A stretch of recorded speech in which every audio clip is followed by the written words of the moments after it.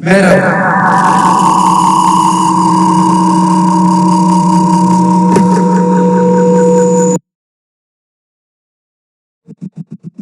आ रही है? अब आ रही है आवाज? अब सही है।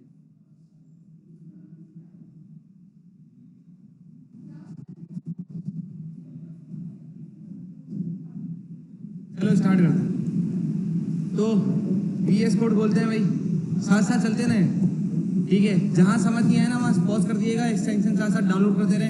अब जो भी एरर्स वगैरह आएंगे ना, ठीक है, बल्कि एक काम करें, छोड़ें, चारों चीज़ें छोड़ दें आप लोग। अब चारों लैपटॉप छोड़ दें। यहाँ पे ना इनिशियली देखते रहे मैं कौन कौन से मॉड्यूल्स डाउनलोड कर रहा हूँ, कौन कौन सी कमांड लिख रहा हूँ। हाँ नहीं नहीं, नोट पैड नहीं है, नोट वो लिख रहा हूँ, वीएस कोड लिख रहा था, ठीक है। चारों नोट पैड निकाल लें अपने, नोट पैड पे ना, नोट पैड यानी यहाँ पे पैड वगैरह निकाल लें अपने। उसके ऊपर कमांड लिखते रहे, जो जो मैं कमांड बताता जा रहा हूँ साथ साथ। जहाँ अच्छा लगे कमांड लिख लो, लेकिन अभी नाइट बंद कर लेना सारे भाई। एक मैच देख रहा है तो पूरा पूरा मैच देख रही है, ठीक है। अपडेट देता रहे साथ साथ।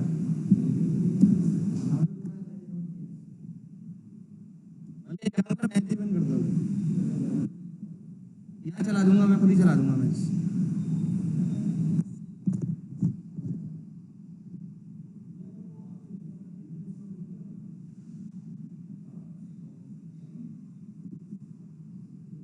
न्यू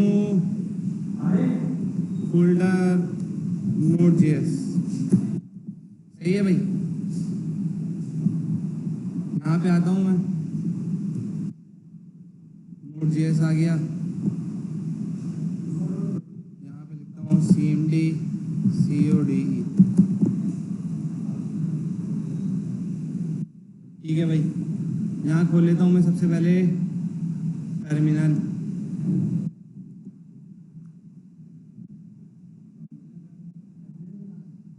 ये 3 डॉट्स आ रहे हैं, यहाँ पे टर्मिनल खुला हुआ है, ये न्यू टर्मिनल। हाँ, ये VS कोड में होता है टर्मिनल, सबके पास होता है।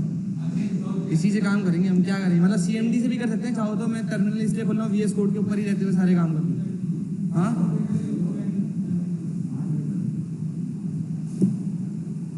तो ये भाई, सबसे पहले मैं लिख रहा हूँ MKDIR। MKDIR का मतलब होता है मेक डायरेक्टरी। उसके बाद मैं रख देता हूँ एक प्रोजेक्ट का नाम। कोई भी प्रोजेक्ट हम लोग स्टार्ट करते हैं, इंट्रो। साइड में देखते रहिएगा कि जैसे ही मैं स्टार्ट करूंगा ना, वहाँ पे एक फोल्डर बन जाएगा। बन गया इंट्रो का फोल्डर, हो गया जादू। अब मैं लिखता हूँ CD, इस फोल्डर के अंदर जाना है मुझे। जब भी मुझे किसी फोल्डर के अंदर मूव करना होगा या किसी फोल्डर से बाहर आना होगा ना, तो मैं क्या करूँगा, ये देखते रहिएगा कमांड के ऊपर मैं क्या लिखता जा रहा हूँ। एक मिनट को मैं टर्मिनल ऊपर कर लेता हूँ थोड़ा सा, ठीक है। ये देखते रहना, मैं CD लिखूंगा और उसके बाद लिख दूंगा इंट्रो। अब मैं देखो क्या आ गया, पहले ऊपर वाले में क्या लिखा हुआ था, नोट जेएस लिखा हुआ था। उसके बाद अब इंट्रो के फोल्डर के अंदर आ गया मैं, सही है। मुझे इस इंट्रो के फोल्डर से बाहर जाना है तो मैं क्या लिखूंगा, CD डबल डॉट, आ गया बाहर। अब मुझे अंदर जाना होगा तो क्या लिखूंगा,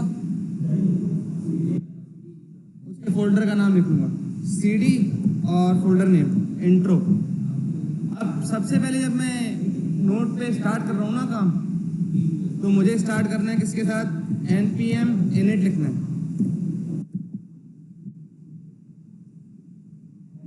नोट जेएस इंस्टॉल नहीं है इनके पास,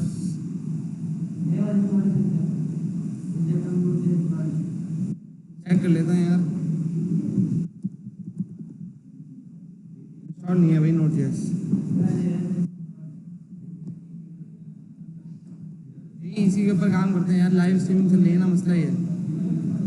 सबसे पहले आके नोट जेएस इंस्टॉल कर लेते हैं भाई। यहाँ पे आते हैं, नोट जेएस इंस्टॉल।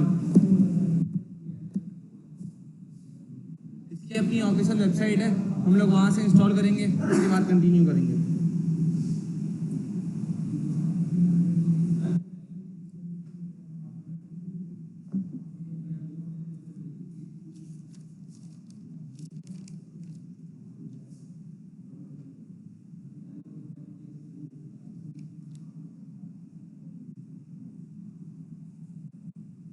नेट वाला लगा हुआ है क्या? बंद कर दो, लैपटॉप बंद कर दो, लैपटॉप बंद कर दो, ज़्यादा चले जाएगा। नोटपैड चल रहा है, एक लिख रहा है ना, कमांड लिख रहे हो ना, बस इसको साथ साथ एक लिख के तस्वीर लेके सेंड कर देना इनको, ठीक है? सही है, कोई मसला तो नहीं है? कोई यार जिसकी अगर राइटिंग में कोई पंगा वंगा है तो फिर किसी एक को दे दो, जिसकी राइटिंग अच्छी है वो कर लेगा, कोई मसला नहीं। अगर उस पर वो नहीं है तो देख लो, समझ आ रही है तो वेल एंड गुड है, कोई मसला नहीं।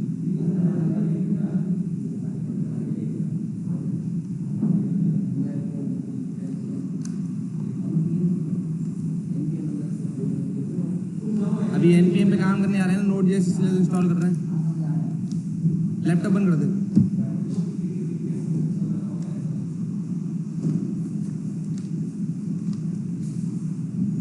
सर नेट इशू,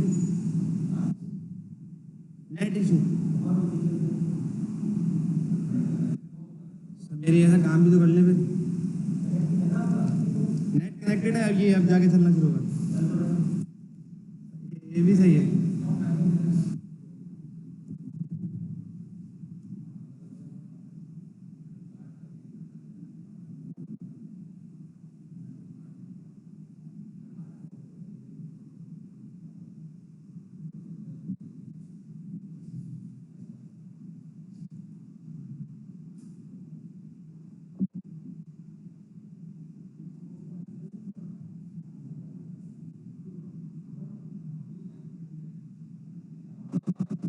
जब तक मैं आप लोगों को बता रहा था कि भाई नोट जेएस है कोर बैकएंड। जब कोर बैकएंड में काम कर रहे होते हैं ना, तो हमारे पास दो चीज़ें होती हैं, या तो उसका डेटा हम लोग ब्राउज़र पे दिखा दें, या दूसरी चीज़ है उसका डेटा हम लोग दिखा दें कंसोल पे। सही है? ये देखो विंडोज़ इंस्टॉलर आ गया, यहाँ पे विंडोज़ इंस्टॉलर पे जाओगे। अस्सलाम वालेकुम। जी सर, जी सर, स्टार्ट हो गई एक क्लास।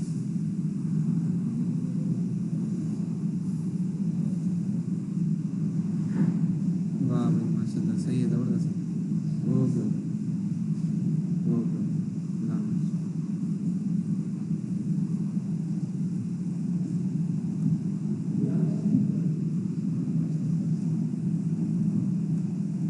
ये नोट जेएस का विंडोज इंस्टॉलर है। इसके बाद आ रहा है मैकोस, और तीसरा आ रहा है सोर्स कोड। हमें सोर्स कोड से भी मतलब नहीं है, हमें या तो मैक, जब सोर्स कोड से मतलब तब रखना आप लोग जब आप लोगों को समझ आए कि यार हाँ अब नोट जेएस मुझे समझ आना शुरू हो गई है। मैं जाके ना नोट जेएस की रूट डायरेक्टरी समझता हूँ कि नोट जेएस अभी बेसिकली कोर जेएस लेते हुए काम किस तरीके से कर रहा है। सही है? मतलब उसने किस तरीके से विंडोज़ को किस तरीके से, मतलब ब्राउजर ओरिएंटेड को किस तरीके से डेस्कटॉप ओरिएंटेड बनाया, और कंसोल पे प्रिंट करा रहा है चीज़ें। पहले कंसोल पे नहीं होता था ना, कंसोल से बोलना, कंसोल से मुराद होता है मेरा ये टर्मिनल। अभी ये टर्मिनल है हमारा, ये कंसोल होता है, ठीक है? उसके अलावा जो डेवलपर टूल का कंसोल होता है ना, वो अलग होता है। ब्राउजर का कंसोल होता है ना, वो अलग चीज़ है। एक कंसोल होता है ये वाला। अब जब भी मैं कंसोल डॉट लॉग लिखूंगा ना with respect to back end, तो वो यहाँ पे दिखाएगा मुझे, वहाँ ब्राउजर पे नहीं दिखाएगा, याद रखिएगा। तो अब जब आपने हिट कराओगे ना, तो दो चीज़ें होती हैं आपकी, या तो आप कंसोल पे हिट कराओगे, या फिर कहाँ पे हिट कराओगे, ब्राउजर पे दिखाओगे। जब ब्राउजर पे दिखाना होगा ना, तो ब्राउजर पे वैसे नहीं आया करेगा, अब ब्राउजर पे आएगा खतरनाक तरीके से डेटा। अब बात ये सर, ये खतरनाक तरीका क्या होता है? ये खतरनाक तरीका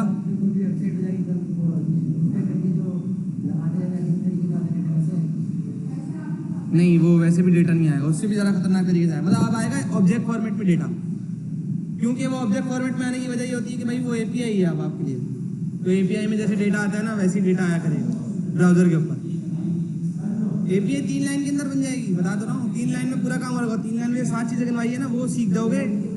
हाँ 3 लाइन कितनी बड़ी आएंगी भाई? मैं आपको बताया तो मैक्सिमम आपने 150 कैरेक्टर्स लिखने होंगे बस। 150 कैरेक्टर्स, वर्ड्स नहीं बोला, कैरेक्टर्स। एक कैरेक्टर है, बी एक कैरेक्टर है, सी एक कैरेक्टर है। तीनों लाइन के मिला के बात कर रहा हूँ, तीनों लाइन के मिला के 150 कैरेक्टर्स खत्म एपीआई। 100, हाँ 50 करेक्टर एक लाइन, ये समझ लो।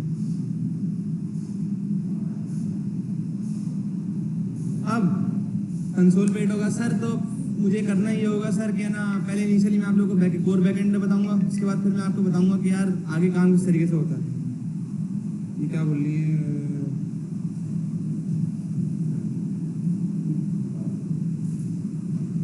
अब सर बात ये है कि हमें फॉर्म फिल करना हो, फॉर्म फिल करने के बाद हमें डेटा शो करवाना हो, तो कैसे करवाएंगे?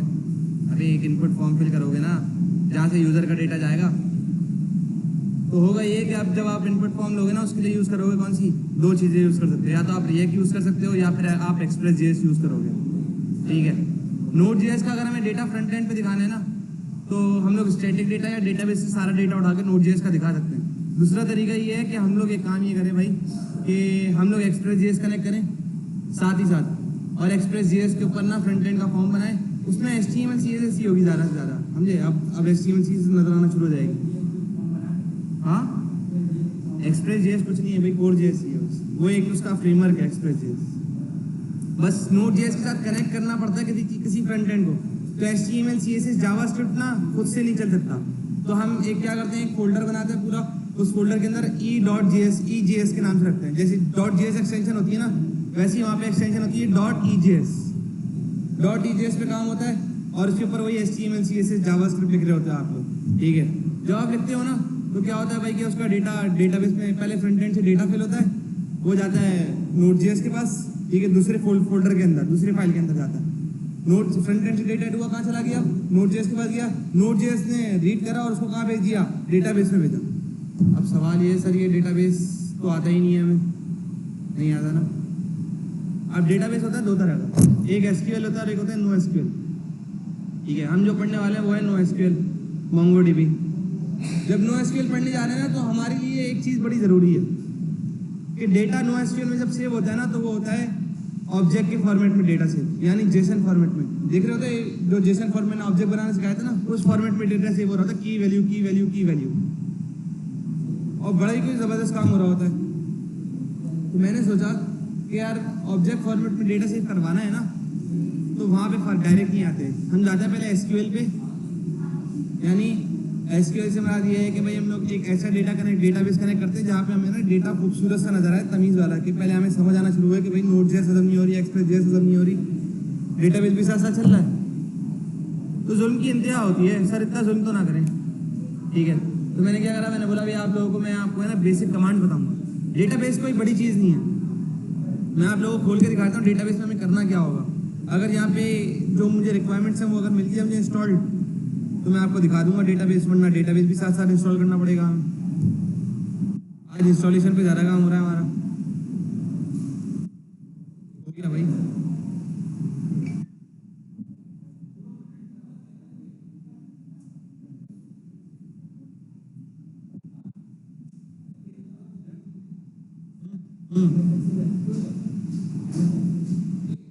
MS access SQL।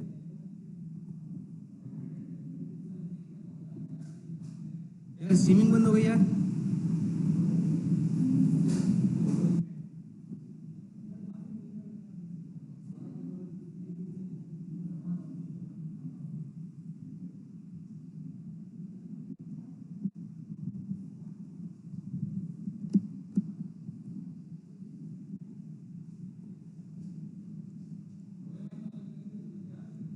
ये हो गई।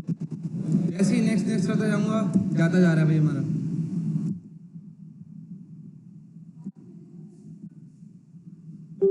ये बस मैंने जितने भी चेक मार्क आए ना, सारे लगाते जाओ, जो भी चेक मार्क दिख रहा है सब लगा दो। अगर आपका PC Core i5 और 5th जनरेशन से ऊपर है तो वेल एंड गुड है, अगर उससे नीचे है ना, तो फिर देख दाख के लगाना। इसकी वजह ये है कि प्रोसेसिंग स्पीड स्लो हो जाएगी, लैपटॉप बहुत ज़्यादा भारी होना शुरू हो जाता है।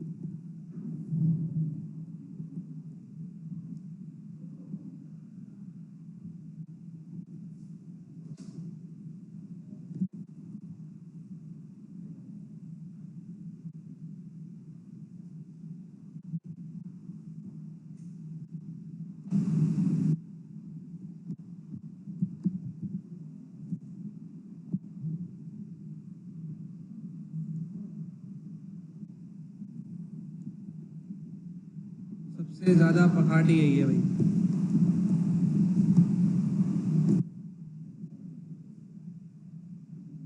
अगर किसी ने ये कर लिया तो उसका आधा काम आसान हो गया।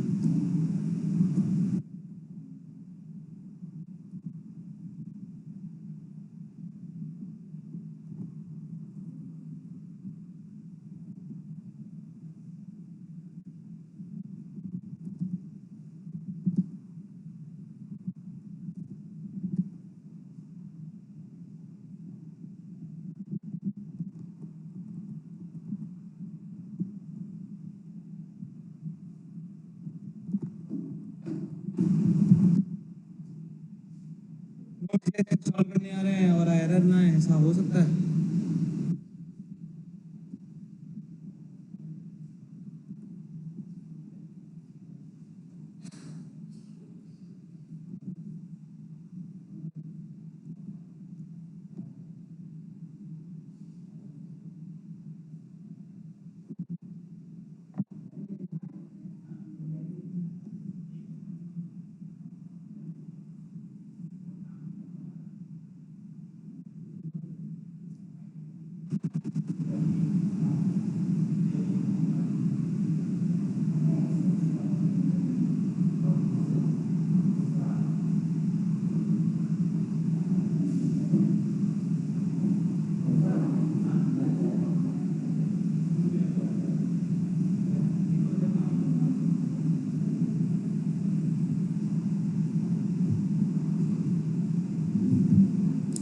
ये देखो भाई, अब आप लोगों के पास भी ये वाले एरर्स आने वाले हैं। तो ये एरर्स जब आए ना तो क्या करना है, मैंने क्या किया है,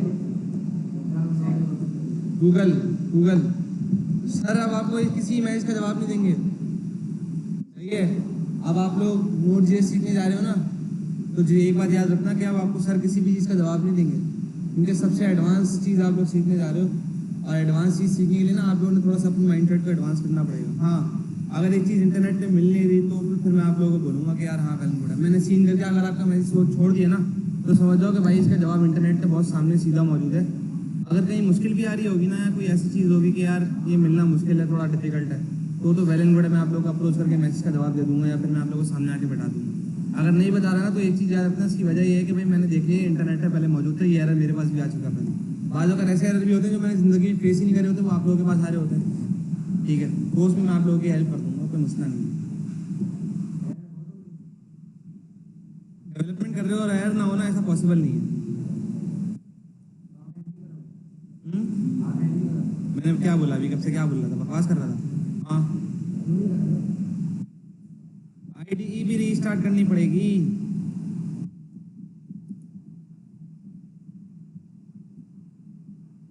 तो बंद करो भाई, वीएस कोड वापस से खोलना पड़ेगा हमें। अभी तक मैंने कौन सी कमांड चलाई है पता है आप लोग? Node.js की। तो Node.js की कमांड नहीं है ना? हाँ, npm init चलाई थी, उसके ऊपर ये एरर आया था ना मेरे पास। हाँ, Node.js इंस्टॉल नहीं है, अब दिखा देगा ये।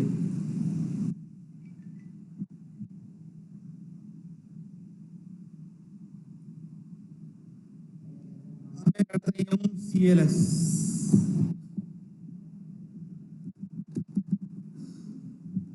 चल जा भाई,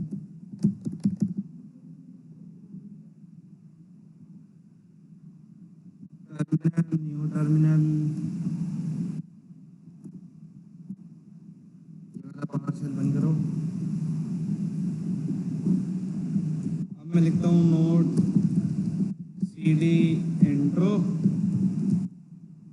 नोड -v, आ गया Node.js। इसकी वजह ये थी, जब मैंने Node.js इंस्टॉल किया ना तो मुझे अपने VS कोड को रीस्टार्ट करना था, तो मैंने नहीं किया था, अब मैंने कर दिया तो आ गया मेरे पास npm init। अब देखिएगा npm init जब मैंने चलाया तो यहाँ पे package.json की फाइल आना शुरू हो जाएगी। चलिए, लोड टाइम ज़्यादा लेता है ये कभी कभी, वरना ये इसका लोड टाइम जो है ना, ये इसकी VS कोड की वजह है, उसकी वजह नहीं है, ये नोड की वजह नहीं है। हो गया, ये ऐसा ऐसा एंटर दबाते जाइएगा। अभी आपने कोई भी कमांड वगैरह कुछ भी देखना है, एंटर दबाते आना है, और एंटर दबाने के बाद खुद ही वो एंड बोल देगा। एस दबाया आपने, ओके कर दिया।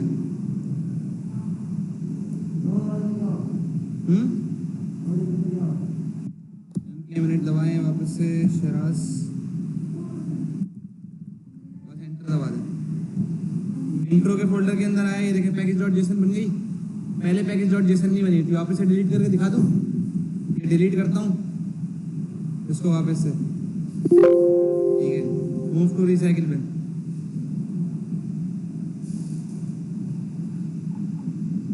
रिसाइकिल में मैंने डिलीट कर दिया। ये अभी मेरे पास कुछ भी नहीं पड़ा हुआ इस फोल्डर के अंदर। वापस से आता हूँ npm init, ठीक है। ये देखते रहिएगा, मुझसे पूछेगा, ये पूछता है कि यार ऑथर नेम क्या है, पैकेज नेम क्या है।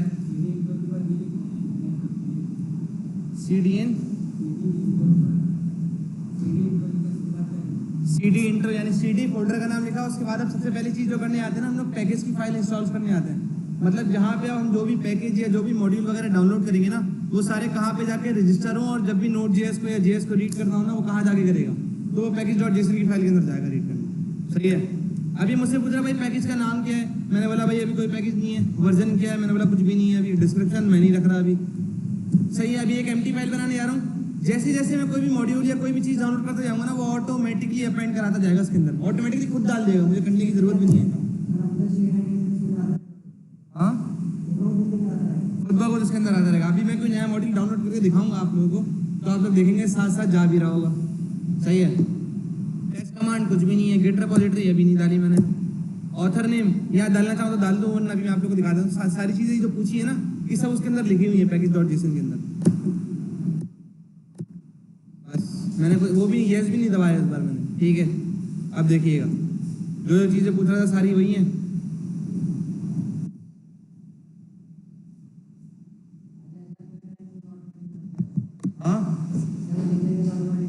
ऑटोमेटिकली बाय डिफॉल्ट मेरे फोल्डर का नाम इंट्रो था, वर्जन 1.0.0 था। मैं ऐसा ऐसा चाहूँ तो वर्जन खुद ही अपडेट कर दूँ, कर सकते हैं, कोई मसला ही नहीं। यहाँ चेंज कर दो, बस यहाँ के नाम चेंज करना पड़ेगा, वरना नाम पुराना वाला ही रहेगा जब भी आप हिट करा रहे हो। सही है। ये चीज़ समझ आ रही है आप लोगों को? यहाँ तक कोई पंगा वंगा तो नहीं है। अब मैं करने जा रहा था भाई, यहाँ पे index.js की फाइल मैंने बनाई नहीं है अभी। मतलब ये जब भी हिट करेगा ना, तो index.js की फाइल हिट करेगा। ये मेन पे जब मैं आया ना, तो ये जब भी करेगा हिट तो किस पे करेगा, ये index.js पे। मैं चाहूँ तो यहाँ पे फाइल का नाम कुछ भी रखूँ और चेंज कर दूँ यहाँ पे आके। मैं वही करने वाला हूँ आपको दिखाने के लिए, ठीक है। main.js पे बाय डिफॉल्ट वो हिट करेगा, वो index.js पे वो बाय डिफॉल्ट हिट करेगा। इसका मतलब मुझे जो भी पहले काम करना है ना, वो किस पे करना है, index.js के अंदर। लेकिन मैं index.js के अंदर जा ही नहीं रहा। मैं किस पे जा रहा हूँ, एक नई फाइल बनाऊंगा। इसके खिलाफ जाके काम करने का जो फायदा है ना, वो ये है कि भाई जो इसके साथ रह के काम कर रहे हैं ना हम लोग, वो तो आप लोग आराम से कहीं भी इंटरनेट पे मिल जाएगा। जो इसके अगेंस्ट जाके काम करना है ना, वो नहीं मिलेगा इंटरनेट पे, समझ रहे हो। तो जो बेसिक चीज़ है ना, उसके साथ साथ हम लोग एडवांस भी कर रहे होंगे। बेसिक को एडवांस लेवल पे चल रहे होंगे हम लोग लेके। उसकी वजह ये है कि भाई अगर आप लोग कहीं एरर वगैरह में फंसे हो ना, तो index.js तो दिखा ही रहा होगा बाय डिफॉल्ट। अभी मैं आप लोग को index.js नहीं बनाता, मैं app.js बनाता, खुद ही ऑटोमेटिकली आके चेंज करता, तो आप लोगों को बाद में होता कि यार ये चीज़ कहाँ से हो रही है। परेशान हो जाते हैं आप लोग, नई नई चीज़ सीखे अभी, है ना। तो नई नई चीज़ सीखने के साथ साथ मैं आप लोगों को ये चीज़ इसलिए बता रहा हूँ कि index.js भी करके दिखा दूंगा आप लोगों को, app.js भी करके दिखा दूंगा। सही है। अब अगला काम क्या करना है, और कुछ भी नहीं है, ठीक है। ये बोल रहा है कि भाई अभी बाय डिफॉल्ट आपने कोई फाइल का नाम नहीं रखा था, मेन फाइल का नाम कुछ भी नहीं रखा था, तो उसने क्या रख दिया, index.js, ठीक है। मैं चाहूँ मेन फाइल का नाम कुछ भी रख दूँ, app.js रख दूँ, main.js रख दूँ, ali.js रख दूँ, aliasgar.js रख दूँ, कुछ भी रख दूँ, कोई मसला नहीं है भाई। जेएस में भी हम लोग इसी तरीके से काम कर रहे थे ना, script.js रखें या ना रखें, लेकिन वो बाय डिफॉल्ट क्या लेता था, script.js लेता था। जब भी हम लोग इंटरनेट पे आते थे, कहीं भी जाकर सर्च करते थे, W3 स्कूल पे भी सर्च करते थे, क्या दिखाता था वो, script.js। अच्छा, जो चीज़ें मैं आप लोगों को बता रहा हूँ ना, कमांड्स वगैरह, तो उसको भी देखने का तरीका है। मैं आता हूँ भाई Node.js की डॉक्यूमेंटेशन पे आता हूँ सबसे पहले। Node.js यार ये इंस्टॉल होना क्यों शुरू हो गया फिर से, ये Node.js.org पे आ गया। अब जब इस पे आ गया ना, तो यहाँ पे मेरे पास डॉक्स लिखा हुआ है, ये डॉक्यूमेंटेशन है इसकी। क्या बोल रहा है ये, There are several type of documentation on this website. API reference documentation, ES6 features, guides और डिपेंडेंसीज। इसका मतलब क्या हुआ कि भाई अगर आपको ये 6 नहीं आती ना तो नोड जेएस पे आपको आने का फायदा नहीं है। ये 6 इनिशियली सीख के आनी है, फिर ये 7 ES 8 ES 9 ES 10 जो भी चल रही है ना उसके अंदर बस नए अपडेटेड फीचर है। वेल एंड गुड है, सीखो ना सीखो, लेकिन ES 6 है ना वो बेस है। वजह ये है कि यार जब आप ES 5 में काम कर रहे थे ना तो बड़ी फटीके थी, मतलब आपकी पखाटे दिमाग बोलता था भाई ये क्या है ये क्या है, दोनों तो अलग ही लग रही है, JS और C# लग रही है दोनों, मतलब कंप्लीट सिंटेक्स सफर नहीं था, फंक्शंस पूरे पूरे बनाने पड़ते थे। JS ES 6 अपडेट हुई है ना, मजा आ गया, डेवलपर के लिए जिंदगी आसान हो गई। ऐसा ऐसा जो कोड लेवल है ना, जब भी Node.js के जितने वर्जन अपडेट होते आ रहे हैं ना वो कोर फंक्शंस बना के देती आ रही है, हमें बस कॉल कराने की जरूरत है। पहले मिन मैक्स का फंक्शन नहीं हुआ करता था, जैसे मिनिमम और मैक्सिमम वगैरह में सर्च करना है तो पहले हम लोग मिनिमम मैक्सिमम की 10 10 12 12 लाइन की कंडीशन लिख रहे होते थे, if this else if else if else if else if और एल्स, इस तरह की कंडीशन लगा रहे होते थे।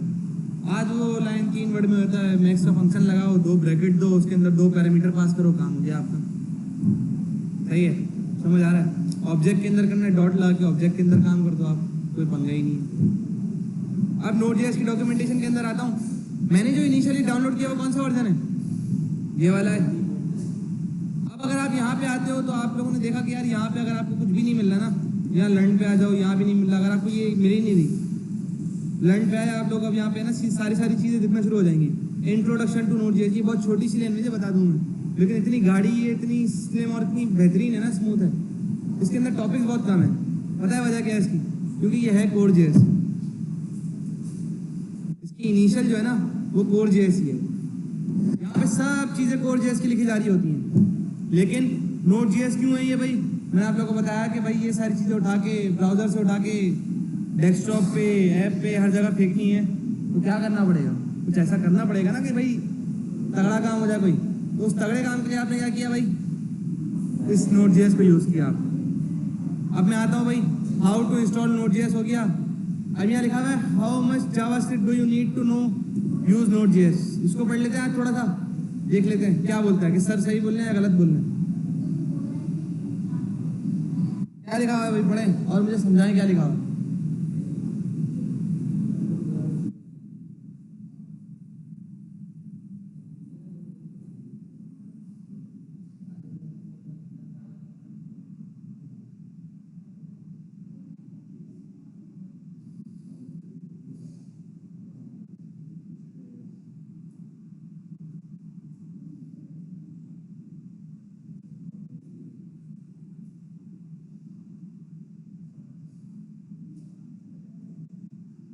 नीचे करो, नजर आ रहा है ना?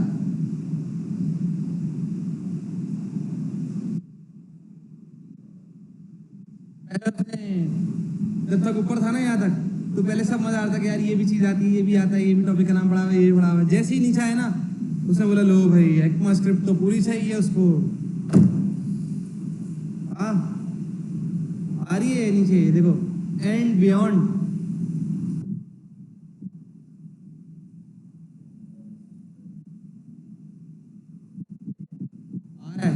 समझ आ रहा है? ES6 तो ECMAScript 2000 जो ES6 जो है ना वो 2015 में आई थी, ये बात मैं आपको पहले ही बता चुका हूँ। तो बस ये वही ECMAScript है।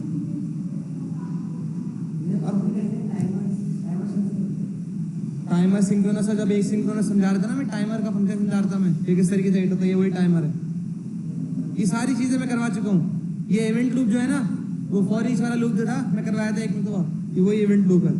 क्लोजर छोड़ दो, अभी क्लोजर का कोई मसला नहीं है। एसिंग का वेट करा चुका हूँ मैं आप लोगों को, प्रोमिसेस नहीं करवाया मैंने आपको, प्रोमिसेस करवाया मैंने आप लोगों को। हाँ मैंने आप लोगों को टास्क दिया था प्रोमिसेस का, डिस्क्रिप्शन नहीं दिया था। सही है, बस प्रोमिसेस भी साथ साथ देख लेंगे हम लोग। Asynchronous programming and call back function, ये दोनों चीज़ें आपको बता चुका हूँ मैं। अब आप लोगों ने अगर कुछ करना है ना तो सबसे पहले क्या करना है, यहाँ पे आना है, लेक्सिकल स्ट्रक्चर बारी बारी देखते जाना कि यार जो हमने पढ़ा है वो ऐसे ही है, काबिल एतमाद है, समझ आने वाली चीज़ है कि नहीं है। अगर नहीं आता तो भाई आपने बोला लेक्सिकल ग्रामर क्या है, लेक्सिकल ग्रामर के लिए आप लोगों ने देखना शुरू किया भाई वाइट स्पेस, ये सारी चीज़ देखना शुरू करिए ये क्या है। सबसे पहले टास्क मैंने आप लोगों को याद है क्या दिया था? UTF-8 सबसे पहले टास्क था ये हमारा। जब आप लोग पहली क्लास में मुझसे मिले थे मैंने आप लोगों को बोला था भाई UTF-8 16 32 64 पढ़ के आना। तो जो पढ़ के आया था ना उसको ये चीज़ समझ आ जाएगी आज। जो नहीं पढ़ के आया था उसको पता चल जाएगा। सही है। काश पढ़ लेते, थोड़ा बहुत तो समझ आ जाता। फिर इसके साथ जो है ना टाइम जोन का बड़ा इशू होता है, मतलब कि टाइम जोन वाली मैंने आप लोगों को एग्जांपल दी थी। मेरे साथ है ना एक मतलब प्रैंक हो गया। मेरे दोस्त की बर्थडे आती है 30 सितंबर को, बताया था ना, ये वही वाला सीन जो टाइम जोन वाला है ना। अब ये इसने देना शुरू कर दिया भाई इस्लामाबाद वाला, आप इस्लामाबाद का टाइम जोन लगाना चाहते हो, कराची का टाइम जोन लगाना, हर कंट्री के कैपिटल का टाइम जोन होता है वैसे, ठीक है। लेकिन अगर आप इसको, क्योंकि इस्लामाबाद और यहाँ पे आपको 15 या 17 या 12 या 11 मिनट का फ़र्क मिल जाता है, ठीक है। कराची से इस्लामाबाद तक में ना 3-4 मिनट, 5 मिनट, 6 मिनट का फ़र्क आपको मिल जाता है, ठीक है। आगे पीछे हो जाता है टाइम। जैसे अजानों के वक्त में डिफरेंस आया था आपके लिए, यहाँ पे आप बोलते हो भाई मैं घर पे अम्मी से बात कर रहा हूँ, बोली तो अजान ही नहीं हुई, तो मगरिब का वक्त शुरू नहीं हुआ। टाइम जोन का फर्क विद रिस्पेक्ट टू घड़ी नहीं बोल रहा, विद रिस्पेक्ट टू मौसम बोल रहा, ठीक है। आपने देखा होगा कि यार रोजे, जब आप रमजान के रोजे वगैरह रख रहे होगे ना, तो आप देखोगे वो बोल रहा होगा भाई कराची के वक्त में 2-3 मिनट का डिफरेंस बता रहा होगा, इस्लामाबाद के वक्त में 2-3 मिनट का डिफरेंस बता रहा होगा। ये क्यों बता रहा है भाई? इसकी वजह ये होती है टाइम जोन में थोड़ा बहुत डिफरेंस आया था। अब किसी को एग्जैक्ट 12 बजे विश करना है, आपने इस्लामाबाद के टाइम जोन में विश कर दिया, वो कब जाएगा? 12:03 पे जाएगा। बोलेगा यार तूने 3 मिनट लेट विश किया। कीड़ा निकालने वाला कैसे भी निकाल सकता है, सही है। अगर ऐसे दोस्त हों तो फिर कीड़ा ही निकालेंगे। तो यहाँ पे अभी तक कोई भी ऐसी चीज नहीं है तो आप लोगों ने ना पढ़ी हुई, सही है। हाँ, लास्ट में बोतल ले लो यार, ठंडा पानी है भाई, ठंडा पानी है। अच्छा, एक्सप्रेशंस आप लोगों ने पढ़ ली है, डेटा टाइप्स आप लोगों ने पढ़ ली है। डेटा टाइप्स के अंदर कुछ नई चीज़ है तो आप लोगों को वो भी दिखा देता हूँ मैं, है कि नहीं है। ओह माय गॉड कि sir dynamic and weak typing, ये डायनेमिक टाइप्स क्या होती हैं और वीक टाइप्स क्या होती हैं, ये तो बताया ही नहीं है सर आपने। तो लेट, कॉन्स और वार का जो डिफरेंस है ना, लेट, कॉन्स्ट और वार, जब मैंने आप लोगों को पढ़ाया था तो मैंने आप लोगों से बोला था कि इसको थोड़ा डिटेल में खुद पढ़ लीजिएगा, ठीक है। तो डायनेमिक और वीक टाइप का डिफरेंस जो है ना आप लोगों को तभी समझ आ जाना चाहिए था, या आप लोगों को तभी सवाल होना चाहिए था, सर ये डायनेमिक टाइप क्या होती है, वीक टाइप क्या होती है। नहीं आया सवाल? आया सवाल? आया सवाल, आया था डायनेमिक टाइप और वीक टाइप का मेरे पास। जब मैंने आप लोगों को टास्क दिया था, वार, लेट और कॉन्स पढ़ा रहा था, तब मैंने आप लोगों से बोला था भाई डायनेमिक और वीक टाइप, ये आप लोग ना इसको थोड़ा डिटेल में खुद भी पढ़िएगा क्या चीज़ है। मैंने आपको W3 स्कूल का खोल के स्ट्रक्चर दिखाया था, उसके अंदर 3 चीज़ें और आ रही थी। मैंने आपको बोला था कि आगे जाके मैं आप लोगों को बताऊंगा। आगे का वक्त तो आ गया लेकिन सवाल नहीं आया। जब डिटेल में पढ़ना, जैसे सर बोलते हैं ना आगे आगे पढ़ाऊंगा, तो बस हम भी आगे जाके देखेंगे, पीछे तो बैठ के देखना ही नहीं। एक चीज़ समझ लें भाई कि डेवलपमेंट जो है ना वो सर सिर्फ सिखा सकता है, सर आपसे इम्प्लीमेंट नहीं करवा सकते, सही है। आगे बढ़ते हैं। ये डायनेमिक वीक टाइप्स में आप लोगों को साथ साथ बता दूंगा क्या सीन होता है, ठीक है। क्या लिखा हुआ है यहाँ खुद ही पढ़े, साथ साथ बताते ही जाता हूँ आप लोगों को।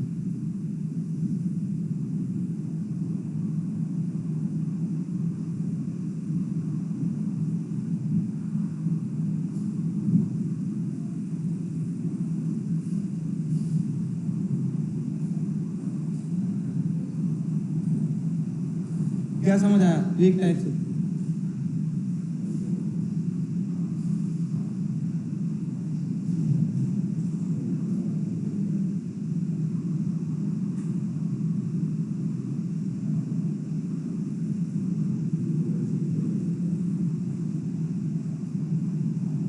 क्या है मतलब समझा, थोड़ा कोई और डिटेल में समझा दे, सामने लिखा हुआ क्या समझे?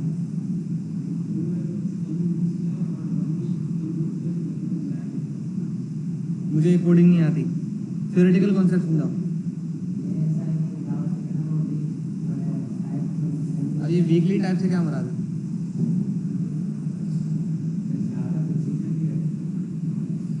ऐसा नहीं, और कोई कुछ सोचो, देखो सामने ही लिखा हुआ है, सारा सामने लिखा हुआ है। What is implicit function? चलो यहाँ सामने खोल देता इम्प्लिसिट फंक्शन, आप बता दो।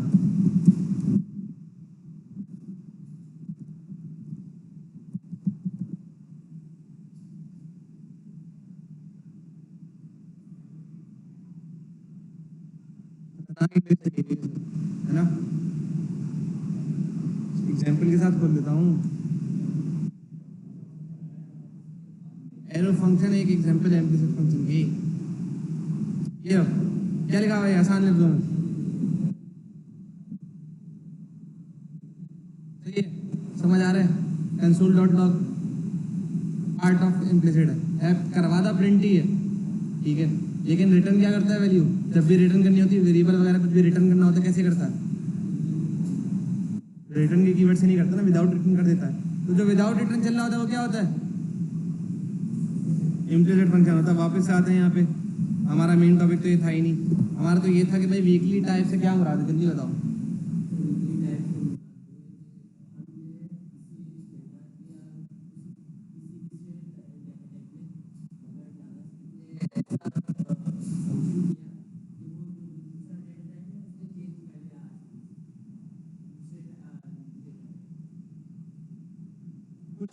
वो आधी बात से बताइए, आधी बात जो है ना थोड़ी सी बेहतर है, सही जबरदस्त बताया। और देखोगे ना थोड़ा अच्छा और डीप डाउन समझ आ जाएगा। कन्वर्ट कहाँ किया? कन्वर्ट तो लिखा हुआ ही नहीं है कहीं। वापस से बताना।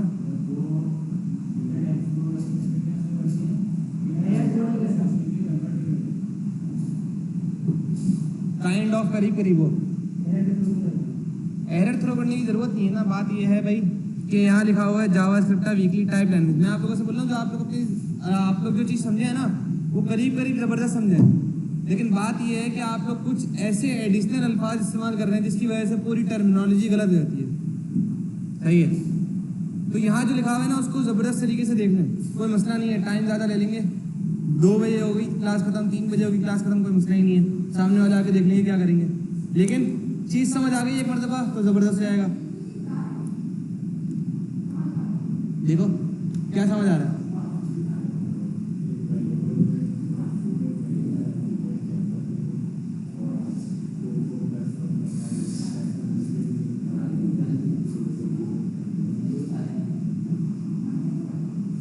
करीब करीब है।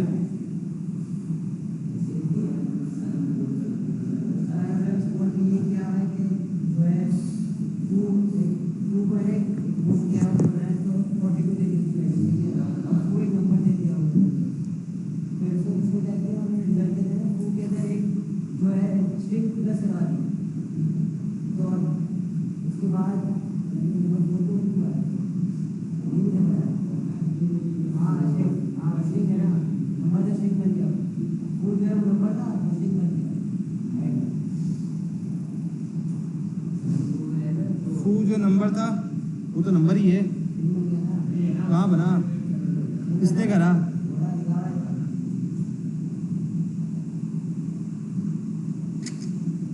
ये लिखा हुआ ही नहीं है। कोएरेसिस का मतलब पता है क्या होता है? देख लो इंटरनेट पे क्या होता है। किसी चीज को फोर्स करना। चलो ये लो, ये लो, जो मैं ये और सामने सामने सामने करते हैं काम। वो इंटरनेट मोबाइल छोड़ो। उर्दू मीनिंग्स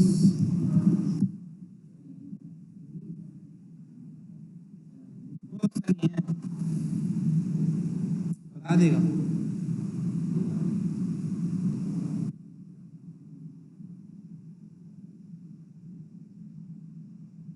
किसी चीज को फोर्स करना ना, आपने बोला फोर्सफुली करवाना, किसी टास्क को फोर्सफुली करवाना, आपका ये कहना है। सही है।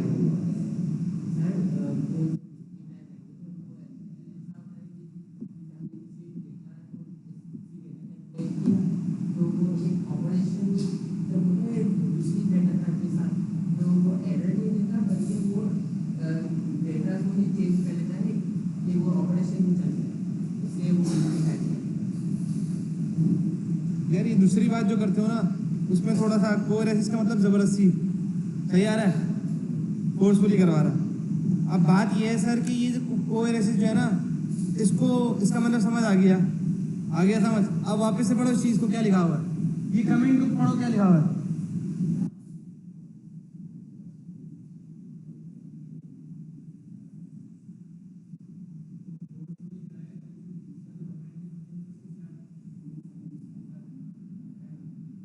सवाल ही है भाई कि एक चीज़ तो समझ आ रही है कि भाई फोर्सफुली वो कन्वर्ट करवा रहा है, ठीक है, लेकिन कन्वर्ट कैसे करवा रहा है? किसी लॉजिक की बेस पे करवा रहा होगा ना कन्वर्ट। आउटपुट क्या दे रहा है वो? 4 to 1 दे रहा है, यानी 421 इन शॉर्ट यूजर के पर्सपेक्टिव से देखता है, ठीक है। 42 लिखा हुआ था, उसने 1 को कॉन्केटिनेट करवा दिया। होता ही है कि भाई जावास्क्रिप्ट इतनी लीनियंसी प्रोवाइड करता है, ऐसा इम्प्लिसिट है यार, इतनी लीनियंसी प्रोवाइड करता है, वो आपको बोलता है कि भाई एक साथ आपका एक स्ट्रिंग लिखा हुआ है ना और दूसरा नंबर लिखा हुआ है, तो दोनों को कॉन्केटिनेट करवा देता, कोई एरर नहीं देता।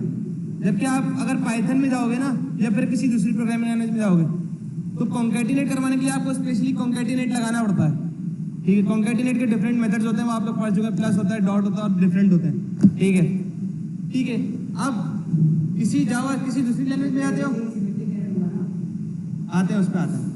किसी भी चीज़ पे जब हम जाते हैं तो किसी प्रोग्रामिंग लैंग्वेज पे, तो वो क्या करता है? एरर थ्रो कर देता है। उसके लिए हमें क्या करवाना पड़ता है? एक्सेप्शन हैंडलिंग, यानी अपने हिसाब से कोई एरर परफॉर्म करवाना पड़ता है कि भाई ये एरर शो करा दो। लेकिन जावास्क्रिप्ट बोलता है भाई कि अगर एक नंबर है उसके साथ स्ट्रिंग है ना, तो दोनों को मिला के दिखा दो, लेकिन एरर थ्रो नहीं करवाना, ठीक है। अब मिला के दिखाने की कंडीशन ये है कि भाई स्ट्रिंग और नंबर दो वाले साथ मिलेंगे ना, तो ऑब्वियस सी बात है एरर आएगा ही आएगा। तो ये फोर्सफुली जो स्ट्रिंग बनाना है ना, जबरदस्ती एक चीज को स्ट्रिंग, नंबर को स्ट्रिंग बना के शो कराना है, ये तब करवाता है जब उसको अगली चीज मिल जाती है। जावास्क्रिप्ट कंपाइल्ड लैंग्वेज है, इंटरप्रेटेड लैंग्वेज है? अभी फिलहाल क्या ट्रीट करते हैं हम लोग उसको? कंपाइल्ड और इंटरप्रेटेड। कंपाइल्ड रीड करते हैं तो पहले whole program read at once, सारा प्रोग्राम रीड करता है। जब सारा प्रोग्राम रीड करने के बाद उसका आउटपुट देते हैं ना, तो वो सबसे पहले क्या बोलता है? भाई जाके रीड करो कि यार आउटपुट में क्या गिवन है।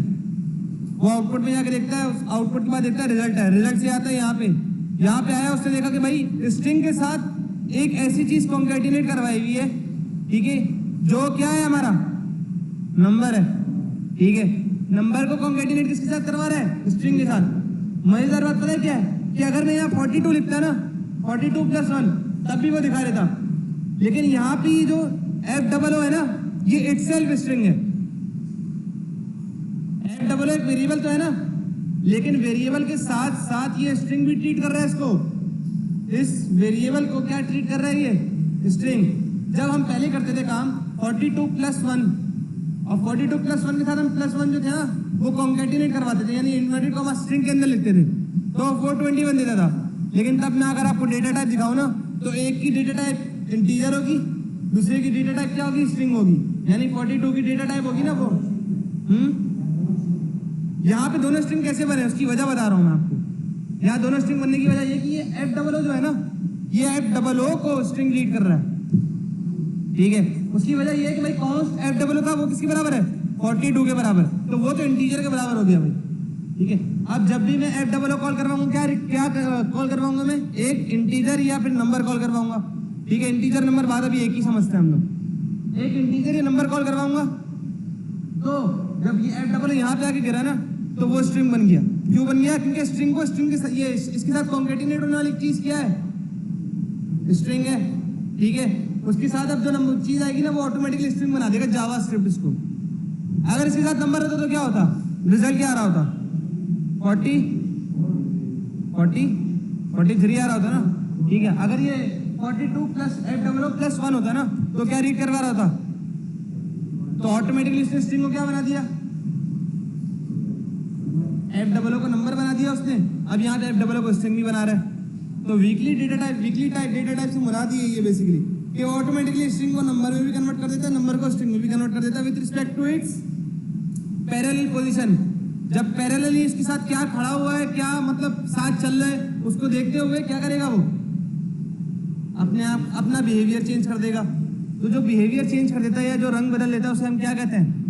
नेवला, वीकली टाइप, सांप कहते हैं। अब प्रिमिटिव और नॉन प्रिमिटिव तो आप लोग पढ़ चुके हैं पहले भी। प्रिमिटिव डेटा टाइप्स कौन सी होती हैं, नॉन प्रिमिटिव कौन सी होती हैं, ठीक है। यहाँ प्रिमिटिव नॉन प्रिमिटिव के बारे में लिखा हुआ भी है, नल, अनडिफाइंड, ये सारी चीजें हम लोग पढ़ चुके हैं। ऐसे आगे बढ़ते हैं। जेसन फॉर्मेट से मुराद ये होता है, यहाँ पे अभी हमारा ऑब्जेक्ट की बात चल रही है, ठीक है। जेसन फॉर्मेट जो है ना, वो हमारा ऑब्जेक्ट ही है। अब हम ऐसा आगे बढ़ते हैं। इसके अंदर कुछ भी खास नहीं आया हमारे पास। यहाँ पे आते हैं भाई कंपैरिजन और सेमनेस से क्या मुराद है। उसके बाद ये सारे ब्लॉग आपने खुद ही पढ़ना है, मैं आप लोगों को सिर्फ ओवरव्यू दे रहा हूँ उसका।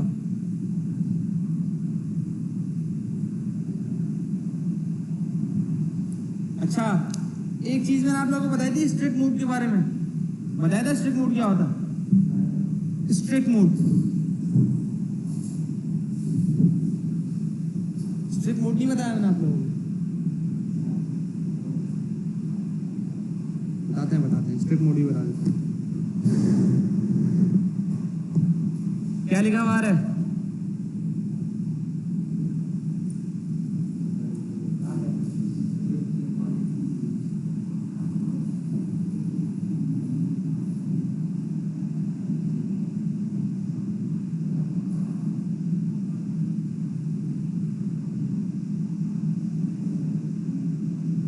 बट डबल इक्वल टू और ट्रिपल इक्वल टू पढ़ लो, क्या है सामने क्या लिखा। डबल इक्वल टू और ट्रिपल इक्वल टू में क्या फर्क है, आ रहा है समझ। Double equal type plus number जो इक्वलिटी करा रहे होते हैं वो स्ट्रिक्ट इक्वलिटी करा रही होती है, और डबल इक्वल टू क्या होती है, वो एज अ डेटा ट्रीट नहीं करता, वो बस क्या ट्रीट करता है कि भाई जो वेरिएबल के अंदर चीज़ आ रही है, हाँ कंपेयर करवाना होता है बस इन्हीं। हाँ, इक्वलिटी का मतलब क्या होता है, कंपैरिजन। और जब इक्वलिटी की बात करते हैं तो ऑटोमेटिकली क्या आता है, कंपैरिजन आया था।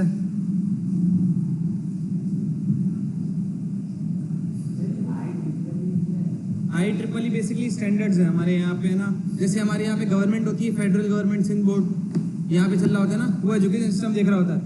तो आई ट्रिपल ई जो है ना वो इंटरनेशनली चलने वाला बोर्ड है, ठीक है, जो पॉलिसीज रूल्स वगैरह डिज़ाइन करता है और हमें उनको फॉलो, उनके मातहत काम करना होता है, यानी उनके अंडर रहते हुए काम करना होता है, इन पॉलिसीज़ के अंडर रहते हुए। ये जैसे हमारे यहाँ पे IMF होती है, वर्ल्ड हेल्थ, WHO होती है, वर्ल्ड हेल्थ ऑर्गेनाइजेशन वगैरह, उसी तरीके से IEEE भी एक स्टैंडर्ड्स है बस हमारे, मतलब रूल्स ऑफ पॉलिसीज़ हैं हमारे यहाँ पे। सुप्रीम कोर्ट के लिए वकील जो रूल्स डिसाइड होते हैं ना, लॉ बुक बनती है, वो लॉ बुक हमारे पाकिस्तान में एप्लीकेबल होती है, लेकिन वो लॉ बुक हमारी लिखी हुई नहीं है, वो लॉ बुक किसकी लिखी हुई है, अंग्रेज़ों की लिखी हुई है, सही है। फिर उसके बाद नए रूल्स डलते रहते हैं, उसके अंदर नई नई चीज़ें आती रहती हैं, सारी चीज़ें नई पाकिस्तान के अंदर जो अब चल रही हैं वो with respect to Islamic rules and state चल रही होती है। इसी तरीके से हम लोग जो प्रोग्रामिंग के रूल्स फॉलो करे होते हैं ना, हमारे पाकिस्तानियों ने कुछ भी ईजाद नहीं किया, इन शॉर्ट। तो हम लोग IEEE के स्टैंडर्ड्स फॉलो कर रहे होते हैं। विद रिस्पेक्ट टू प्रोग्रामिंग बात कर रहा हूँ पाकिस्तानियों की, वरना सबसे पहला वायरस ईजाद करने वाला ही पाकिस्तानी था। वायरस 2 भाइयों ने बनाया था।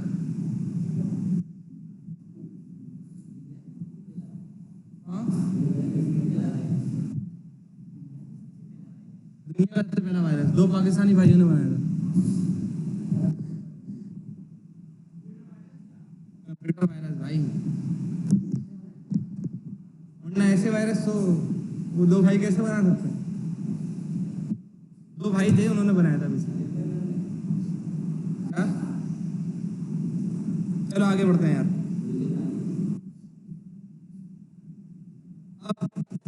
हम लोग ना इनिशियली Node.js के ऊपर ही आप लोग सारी चीज़ें देखते रहिएगा, 9 से साथ साथ चलते रहेंगे उसको देखते हुए भी। अब मैं अगली चीज़ जो इंस्टॉल करने जा रहा हूँ ना, वो हमारे पास क्या है भाई, Express.js, सही है। अब मैं जो दूसरी चीज़ इंस्टॉल करने जा रहा हूँ वो क्या है हमारे पास, Express.js। Express.js के बारे में मैंने आप लोगों को क्या बताया है, और JS की फ्रेमवर्क है Express.js, ठीक है। थोड़ा सा आप लोगों को उसके बारे में भी दिखा देता हूँ, आप लोग मुझे बताएं Express.js क्या समझ आ रहा है आप लोगों को देख के। फ्रेमवर्क भी बताता हूँ क्या चीज़ होती है। देखो ये दो, एक चीज़ होती है फ्रेमवर्क, मतलब आप लोगों को पहले से पता होता है कि यार बाय डिफॉल्ट ना कुछ चीज़ें ऐसी होती हैं, जब भी मैं कोई सिस्टम बनाऊंगा ना तो वो चीज़ें कॉल होंगी ही होंगी, या वो चीज़ें बनेंगी ही बनेंगी। जब वो चीज़ें बनेंगी ही बनेंगी ना, तो फ्रेमवर्क आपको पहले से बना के दे देता है, बस आपने उसको कॉल करवाना होता है एक मतलब, वो सारी ऑटोमेटिकली चीज़ें आ जाती हैं। सिंटेक्स, सारी सिंटेक्स की चीज़ें, मतलब कोड लेवल पे सारी चीज़ें आपको पहले आसानियाँ प्रोवाइड कर देता है। इंटरनेट क्यों नहीं चलता,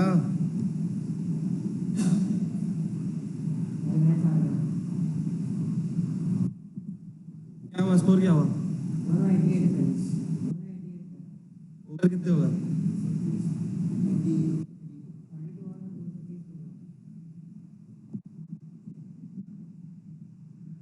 क्या लिखा होगा?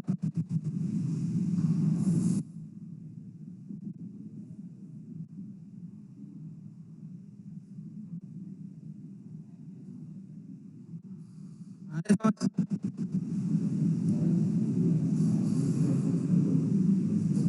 अब जब भी हमें कोई काम करना है ना तो एक्सप्रेस जेएस याद रखनी है भाई कि हमें नोट के साथ जब भी काम कर रहे हैं ना तो हमें साथ साथ एक और एक्सटेंशन इंस्टॉल करनी है। कौन सी? एक्सप्रेस जेएस की। तो मैं क्या लिखने वाला हूँ अगला?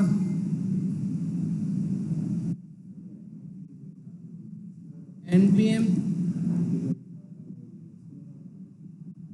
mit। हाँ ये वही है, npm इंस्टॉल एक्सप्रेस। ठीक है। माइनस माइनस सेव का मतलब होता है भाई कि इसी फोल्डर के अंदर अगर ये ना भी लगाओ ना और इसके बगैर कर दो एक्सप्रेस तो भी आपका काम हो जाएगा।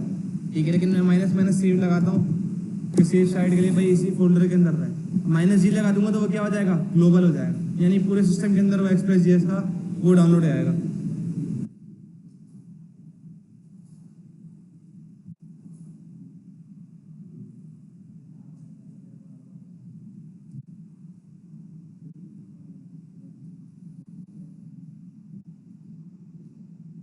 सही है भाई, यहाँ तक हो गया हमारा काम।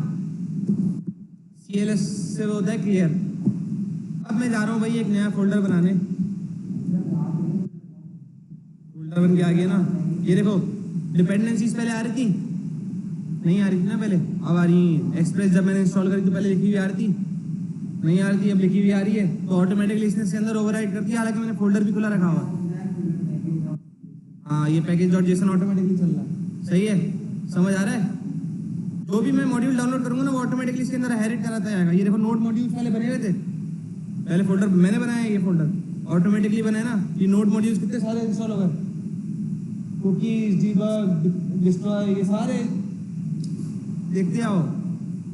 पढ़ने वढ़ने की जरूरत नहीं होती, इनको याद रखना, ये सब आपको पढ़ने की जरूरत नहीं है। ये ऑटोमेटिकली नोड जेएस जब एक्सप्रेस जेएस हम लोग पूरी एक लाइब्रेरी उठ के आ गई आपके पास, खुद ब खुद चलती रहेगी ये। लेकिन याद रखना जब भी आप ये सर्वर पे डालते हो ना तो ये फोल्डर डिलीट करके डालते हो आप हमेशा।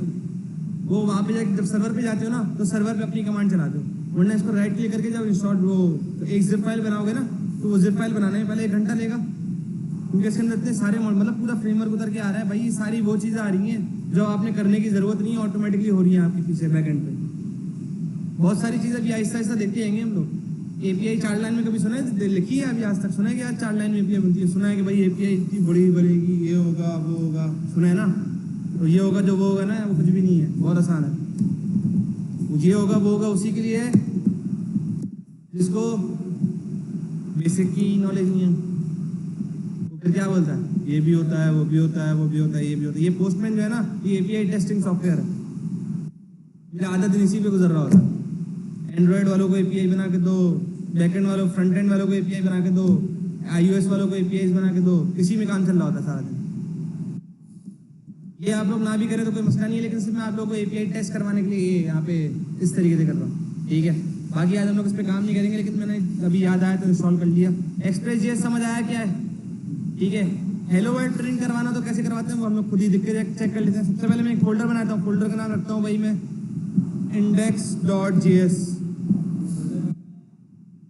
वही इंट्रो करके नया फोल्डर बनाया, उसी के अंदर जो इंट्रो के अंदर जब मैंने आपने सवाल पूछा, आपने पूछा सवाल, वो जब मैंने इंट्रो का फोल्डर बनाया था तो हाँ ना, ये इंट्रो के अंदर सारी चीज़ें इंट्रो के अंदर जा रही है, देखो सही है।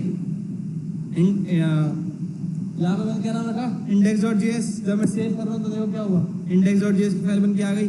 अब मैंने काम करना है भाई index.js की फाइल के अंदर, हाँ अगेंस्ट करेंगे। अभी पहले index.js है, एक नई फाइल बना लेंगे app.js, अब उसको कॉल कराएंगे हम। ठीक है, दोनों अलग अलग तरीके से करके चेक कर लेंगे। सोर्स कोड एक मरतबा लिखेंगे, उसको कॉपी पेस्ट करके app.js में डालेंगे, टेक्स्ट चेंज करके चेक कर लेंगे हम लोग। सही है। अब मैं काम करने जा रहा हूँ ब्राउजर के ऊपर ना, मैं हेलो वर्ल्ड प्रिंट करवाना चाह रहा हूँ। सही है, तो ब्राउजर के ऊपर हेलो वर्ल्ड कैसे प्रिंट होगा? एपीआई फॉर्मेट, साथ साथ एपीआई भी चल रही होगी।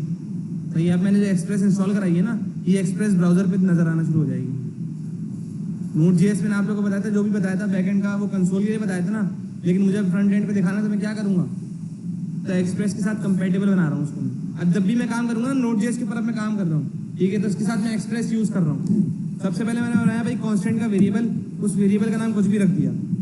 ठीक है, इस वेरिएबल का नाम रखने के बाद मैंने बोला भाई रिक्वायर एक्सप्रेस वेरिएबल का नाम है। अब मैं ना इसके अंदर एक्सप्रेस डिफाइन कर रहा हूँ, मतलब जितनी भी एक्सप्रेस जेएस की जितनी भी चीज़ है ना जो नोड मॉड्यूल्स के अंदर है वो सारी उठ के इस वेरिएबल के अंदर आ जाए। सही है। रिक्वायर के बाद यहाँ तो कोई सवाल नहीं पूछ रहा,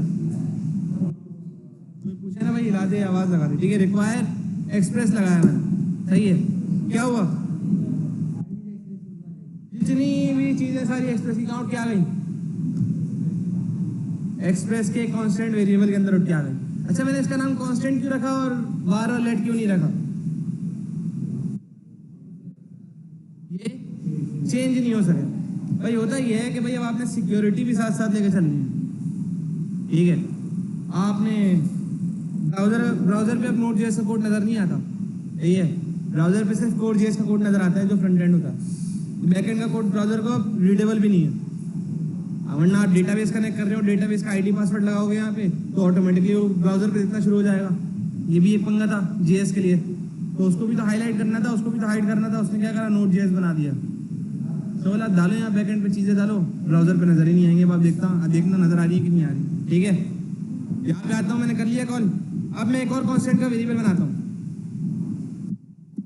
वेरिएबल का नाम कुछ भी रख देता हूँ, मैं रख देता हूँ ऐप रख देता हूँ। ठीक है, ऐप के अंदर आया, मैंने लिखा भाई ये जो एक्सप्रेस है ना, क्या लगाया मैंने और 2 ब्रैकेट लगा दिए। क्या बोल रहा है ये,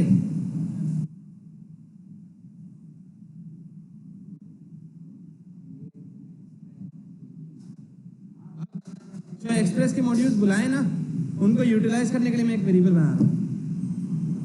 सही है, इतना समझो। ये चीज़ है ना, ये थोड़ी हाई लेवल की चीज़ है, ये ऐसे ऐसे जाके समझ आएगी, ऐसे डायरेक्टली समझ नहीं आएगी। अब जो मैंने एक्सप्रेस के मॉड्यूल एक वेरिएबल के अंदर बुलाया, उसको मैं क्या कर रहा हूँ, एक फंक्शन के अंदर कॉल करवा रहा हूँ। फंक्शन कॉल करवाऊँ मैं हर जगह। सही है, हाँ। पहले एक्सप्रेस को प्रिंट नहीं करवाया, पहले मैंने एक्सप्रेस की जितने भी मॉड्यूल्स है ना अपनी फोल्डर के अंदर बुलाया। फोल्डर के अंदर बुलाने के बाद मैंने उसको बोला भाई कि एक वेरिएबल के एक फंक्शन के अंदर रख दो, जब भी मैं एक फंक्शन कॉल कराऊँ ना सारे इसके अंदर आ जाए। सही है। अब मैं अगला काम ये करने जा रहा हूँ भाई, मैं इसको बोलता हूँ कि यार मेरा जो बैकएंड है ना, जब भी बैकएंड चलता है ना तो वो किसी पोर्ट के ऊपर खड़ा होता है। ये याद रखना, जब भी बैकएंड चलता है ना, यानी कोई कश्ती आती है किसी दूसरे उससे, तो वो हमारे कहाँ आके खड़ी होती है, पोर्ट पे खड़ी होती है आके, ऐसे ही होता है। तो जब भी बाहर से चीज़ें आ रही होती है ना तो वो जाके खड़ी कहाँ होती है, पोर्ट पे। तो अब मुझे क्या करना पड़ेगा भाई, एक पोर्ट भी डिफाइन करनी पड़ेगी।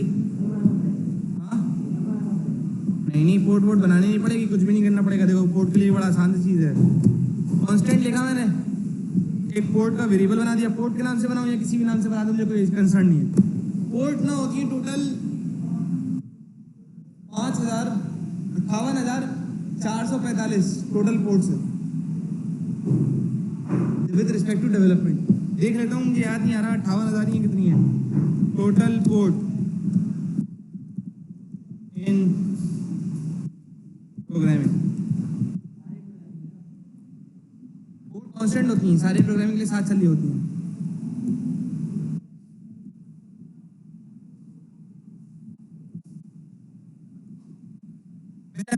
हम जो पोर्ट यूज करेंगे ना वो इनिशियली कौन सी पोर्ट होगी वो भी दिखा देता हूँ मैं आपको। हम जो इनिशियली यूज करने वाले हैं वो कौन सी पोर्ट है, 3000।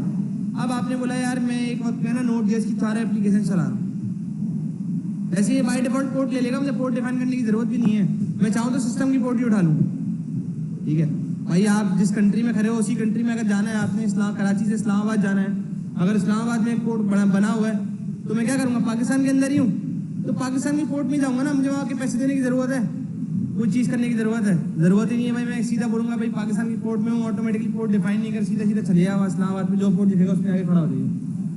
सही है। अगर कोई बाहर से आने वाली शिप है तो उसको किसी पोर्ट के अंदर खड़ा होना पड़ेगा, तो डिफाइन करनी पड़ेगी भाई कौन सी कराची की पोर्ट में या इस्लामाबाद की पोर्ट में या किस में जा। ये 3 चीज़ें समझ आई, यहाँ तक कोई कंफ्यूजन? मैं तो पोर्ट के हवाले से बता रहा था आप लोगों को।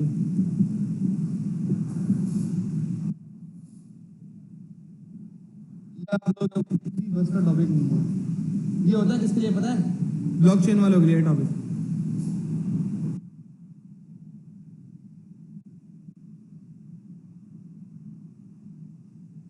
मैं चाहूँ पोर्ट एटीपी यूज कर सकता हूँ। ये जो एचटीटीपी है ना ऊपर, ये जो हमारा बना हुआ होता है यहाँ पे, ये रे भैया HTTP, ये पोर्ट 80 पे चल रहा है बाय डिफॉल्ट। तो यार कहाँ चले जाता है ये याद रखो, हम जो भी पोर्ट यूज करेंगे ना वो HTTP की पोर्ट होनी चाहिए, क्योंकि ब्राउजर HTTP पे चलता है ना।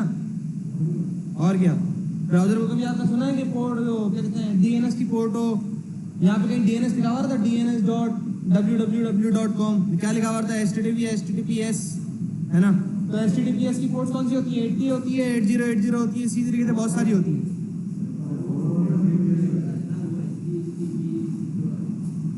मैं बता रहा हूँ HTTP और HTTPS की बात कर रहा हूँ, ठीक है। अभी HTTPS है ना, तो 4343 भी हो सकता है, 443 भी हो सकता है, ये मसला नहीं बता रहा मैं आपको बता रहा हूँ कि ब्राउजर की जो भी यूज करनी है ना, या तो वो HTTP की पोर्ट यूज करनी है, ठीक है, या HTTPS की पोर्ट यूज करनी है। HTTPS की भी आ गई ये लोग, ठीक है। 4343 भी होती है, 443 भी होती है, 4433 भी होती है। मैं जिस दिन XAMPP डाउनलोड करूंगा ना उस दिन दिखाऊंगा आप लोगों को किस तरीके से पोर्ट्स काम कर रही होती है, ठीक है। लेकिन अगर आप लोगों ने अभी काम करना है ना इनिशियली, तो रिएक्ट की पोर्ट याद रख लें। रिएक्ट की बाय डिफॉल्ट पोर्ट होती है ना, वो होती है 8000, ठीक है, 8000 रिएक्ट की। और Node.js पे जब आपने काम करना होता है ना विद रिस्पेक्ट टू एक्सप्रेस, तो आपने बाय डिफॉल्ट कोई ना कोई पोर्ट डिफाइन करनी पड़ती है, सही है। यहाँ तक कोई कंफ्यूजन है किसी को? ये मेल के लिए पोर्ट यूज होती है हमारी, जब हम लोग Gmail कनेक्ट कर रहे होते हैं ना, तो SMTP यूज होता है हमारा सर्वर, जब हम लोग किसी को ईमेल भेज रहे होते हैं। रिमोट डेस्कटॉप से मुराद ये होता है भाई मैं यहाँ बैठा हूँ और यहाँ बैठे बैठे है ना अपवर्क का कोई एक फ्रीलांसिंग अकाउंट चला रहा हूँ। फ्रीलांसिंग अकाउंट चलाते हुए मुझे है ना भाई चाहिए कि US की प्रोफाइल मेरी बन जाए, ठीक है। मतलब मैं लगूँ कि भाई मैं US में बैठा हूँ, तो मैं क्या करता हूँ भाई इस तरह की पोर्ट यूज़ करता हूँ और लोगों को दिखाता हूँ भाई मैं US में बैठा हूँ। US की IP कनेक्ट करता हूँ, जिसके डेस्कटॉप होते हैं ना उसका डेस्कटॉप कनेक्ट करता हूँ और पोर्ट ये वाली यूज़ कर लेता हूँ। तो वो RDP जो होता है ना रिमोट डेस्कटॉप, वो ये होता है। समझ आ रही है चीज़ें? VPN भी इसी पे चल रहा होता है। अक्सर VPN जो होते हैं ना वो हमारे इसी पे चल रहे होते हैं, बस वो IP चेंज कर देते हैं, प्रोटोकॉल वो अपने बाय डिफॉल्ट चेंज कर रहे होते हैं। जैसे हम लोग सेलेक्ट करते हैं ना तो वो IP चेंज करता है, प्रोटोकॉल बाय डिफॉल्ट ये ले रहा होता है RDP का। इसकी अगर डीप अंडरस्टैंडिंग चाहिए तो इसके ऊपर भी जाएंगे, कभी बात कर लेंगे, लेकिन अब बात नहीं करूंगा, आप सीधा सीधा कोड हो रहा होगा। जो कोड कॉन्सेप्ट है ना सिर्फ वो समझाना चाह रहा हूँ उसमें आप लोगों को। अब समझ आ रहे तो वेल एंड गुड है। कहाँ है भाई तुम्हारा वैसे टास्क? लायो मलबा, लायो अपना मलबा, लायो मलबा जो पिछले हफ्ते देना था। चलो भाई, अब मैं सबसे पहले क्या करने जा रहा हूँ, ऐप क्या है ऊपर जो वेरिएबल डिफाइन किया मैंने, डॉट। अब मैं डिफाइन करने जा रहा हूँ पहली API, गेट की API। गेट नहीं, सिर्फ गेट। API ना बहुत सारी तरह की होती है, get, post, put, patch, delete, इस तरह की ना 10,000 API होती हैं जो मैं डिफाइन कर रहा होता हूँ। अभी मुझे किस तरीके से काम करना है वो मैं आप लोगों को बता रहा हूँ। अभी हम लोग API नहीं, हमारे पास टोटल ना API के बहुत सारे फंक्शन होते हैं, पता नहीं 9 या 10 या 12 होते हैं। API बना रहा हूँ, ठीक है। अब मुझे डेटा गेट करवाना है। API उठानी हो ना तो बस वही URL दे देगा आपको, वो URL उठा के ना उसके अंदर डेटा पोस्ट करवाना होता है, यानी डेटा भेजना होता है, या फिर उसके अंदर से डेटा सारा गेट करना होता है, तभी हम लोग गेट की API यूज़ कर रहे होते हैं, ठीक है। अब मैंने लगाया भाई गेट, ठीक है। जब गेट लगाया ना तो मैं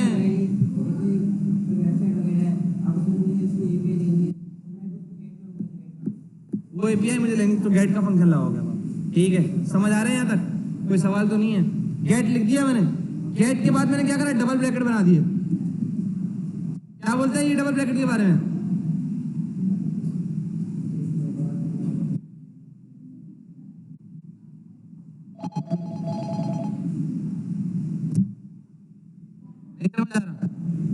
साथ साथ देखते जाओ गेट के अंदर पैरामीटर्स कौन कौन से डिफाइन होने वाले हैं, ठीक है। सबसे पहले मैं यहाँ देने जा रहा हूँ राउट। राउट क्या होता है भाई?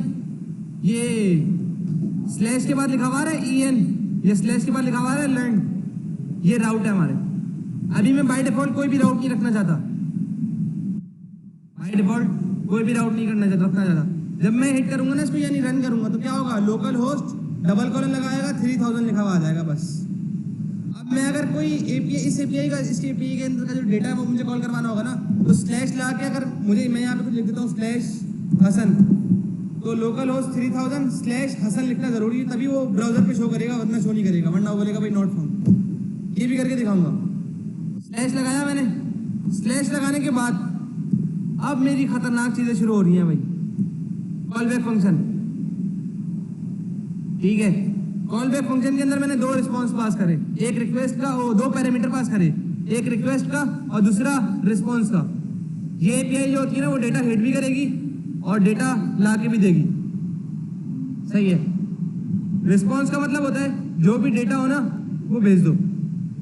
रिक्वेस्ट का मतलब होता है जो डेटा आ रहा है उसको ले लो, सही है। दो वेरिएबल बना दी, किसी भी नाम से बना लो, मुझे कोई कंसर्न नहीं है इससे भी, सही है। हाँ, रिस्पॉन्स और रिक्वेस्ट रख लो, उसके अलावा कुछ भी रख लो। आप यहाँ अपना नाम रख लो, यहाँ किसी और का नाम रख लो, बस ये याद रखना भाई एक रिस्पॉन्स का वेरिएबल होता है और दूसरा रिक्वेस्ट का होता है। पहले रिस्पॉन्स का होगा, दूसरा रिक्वेस्ट का होगा, ठीक है। ये बाय डिफॉल्ट मतलब डिफाइन भी नहीं है, ये यहाँ पे आप चाहो तो पहला रिक्वेस्ट का बना दो, दूसरा रिस्पॉन्स का भी बना दो, कोई मसला नहीं है। लेकिन अभी बाय डिफॉल्ट ये चीज़ें याद रखो, इस पे प्रैक्टिस सेट रहेगी ना तो ऑटोमेटिकली चीज़ें समझ आना शुरू हो जाएंगी, सही है। बेस्ट प्रैक्टिस फॉलो करो अभी, सही है। उसके बाद अब बनाने जा रहा हूँ भाई मैं एरो फंक्शन। एरो फंक्शन बन गया। अब एरो फंक्शन बनने के बाद मैं लगाता हूँ ब्रैकेट, ठीक है। ब्रैकेट के बाद मैं यहाँ पे लगा देता हूँ भाई ये, और उसके बाद मैं बोलता हूँ जो रिस्पॉन्स आ रहा है ना, यानी जो मैं रिस्पॉन्स भेजना चाह रहा हूँ, रिस्पॉन्स जो मैं रिस्पॉन्स लगाऊंगा सेंड कर दो उसके अंदर, सॉरी सेंड हेलो वर्ल्ड। हाँ वो भी यहाँ एपीआई में जा रहा होगा, बस पोस्टमैन चल जाए ना, मैं आपको ये भी दिखा दूंगा। पोस्टमैन मैंने डाउनलोड किया था, हो गया यार। पोस्टमैन मैंने डाउनलोड तो नहीं लगाया था यार,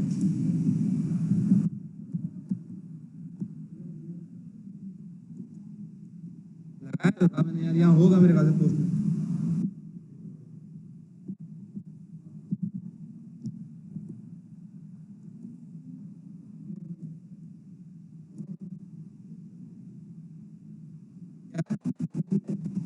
ये पोस्टमैन है एपीआई टेस्टिंग सॉफ्टवेयर, ये देख रहे हो api.notation.com, ये डोमेन का नाम हो गया। वर्जन 1 पहला वर्जन, ये लारेवल की एपीआई है।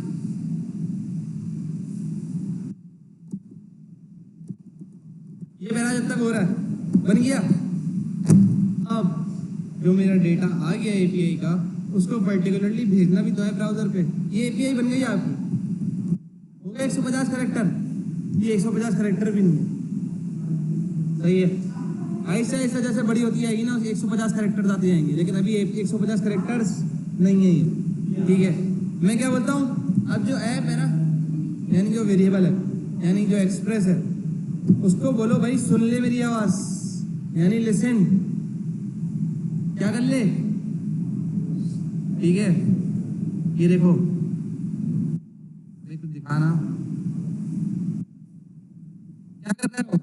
अभी सर्वर को जो रिस्पांस है ना, जो हमने हेलो वर्ल्ड का रिस्पांस भेजा है, उसको फेच करवाएगा, बोलेगा भाई HTTPS रिक्वेस्ट को भेजेगा, जो कॉल बैक फंक्शन हमने बनाया ना वो भेजेगा ब्राउजर को, बोलेगा भाई इसको लिसन करो, ये जो फंक्शन है हमारा, सही है। समझ आ रही है बात, यहाँ तक मुश्किल हो रही है, इसको लिसन करवाना जरूरी है ना। किस पोर्ट पे जाएगा भाई, मैंने तो डिफाइन कर दिया ना, अभी मैंने एपीआई बनाई, ठीक है। मैंने एपीआई बनाने के बाद उसको बोल दिया भाई इस पोर्ट पे जाना, लेकिन इसको एक जगह कहीं कॉल तो नहीं करवाया ना। फंक्शन जब भी बनाता हूँ या कॉल बैक फंक्शन बनाऊंगा, उस कॉल बैक फंक्शन को भी कॉल करवाना है मुझे, उस पोर्ट को भी एक जगह बनाना है, और उसके बाद उसको भेजना भी है, ठीक है। तो जो भेजना है, कॉल करवाना है, ये सब ना अभी 2 लाइन में हो जाएगा, ये भी सही है। मैंने बोला जो वेरिएबल है ना एक्सप्रेस का, अब सारी चीजें समअप होगी, जितनी भी चीजें मैंने डिफाइन किया ना सब मैं यहाँ पे बुला रहा हूँ। मैंने बोला जो वेरिएबल एक्सप्रेस का, उसके अंदर लिसन लगाओ, यानी अब जो जो चीजें लिसन करवानी है ना वो लेना शुरू करो। क्या क्या लेना शुरू करो, इसके अंदर भी कॉल बैक फंक्शन लगेगा। इस पोर्ट को लो, ठीक है। इस पोर्ट के साथ अब मेरा जो फंक्शन है ना, यानी अब कॉल बैक फंक्शन वापस से लगा रहा हूँ, ठीक है।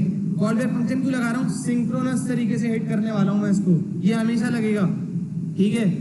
इस पोर्ट को लो, उसके बाद एरो फंक्शन वापस से लगा रहा हूँ। एरो फंक्शन लगाने के बाद मैं बोलता हूँ भाई बिस्मिल्लाह पढ़ो, और यहाँ पे बोल दो भाई console.log, ठीक है। console.log लगाने के बाद बोलता हूँ सर्वर इज रनिंग एट,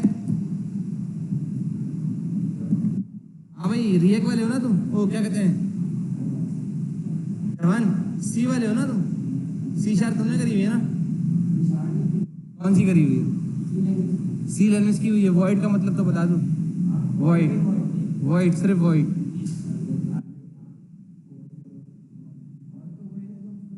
सामने लिखा हुआ है वॉइड, बताओ।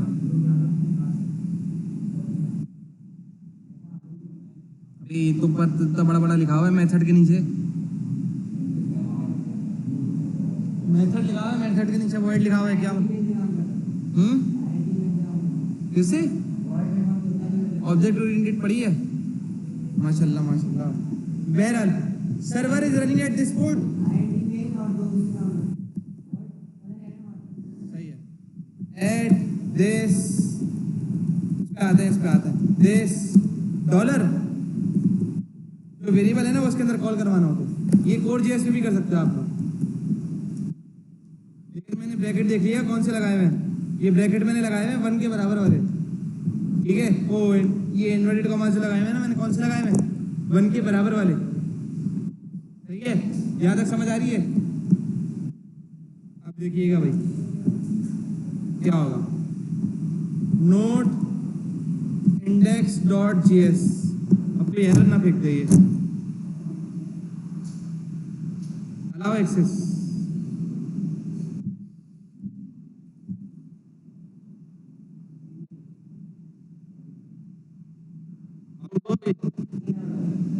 कितने पे?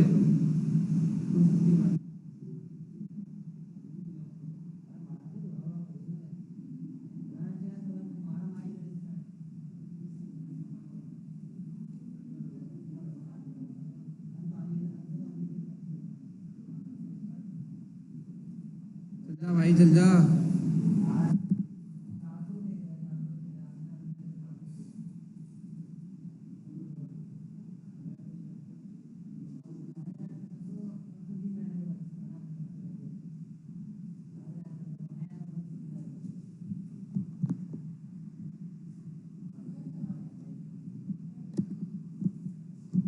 Server is running at this port, ठीक है। अब ये पोर्ट एड हो गई हमारी, मैं आता हूँ यहाँ पे लोकल होस्ट,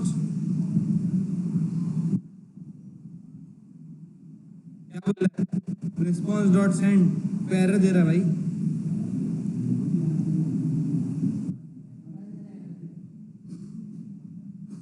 एरर दे रहा है, कंसोल पे एरर दिखा रहा है हमारा। मैसेज क्यों आ रहा है इसका, क्या पागल वगल तो नहीं हो गया?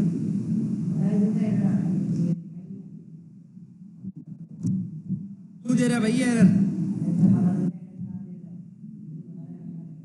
ब्राउजर पे लिखा हुआ तो आ रहा है response dot send is not a function.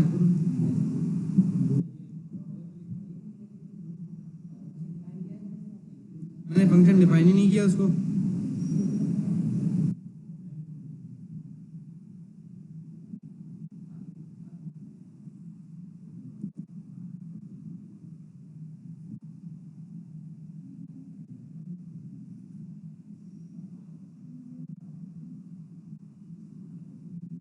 क्यों दे रहा है यार?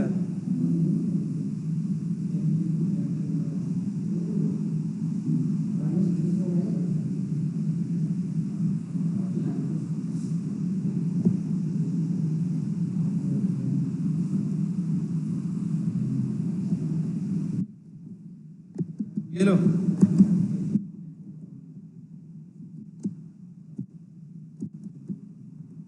अच्छा भाई ये वाली बात है।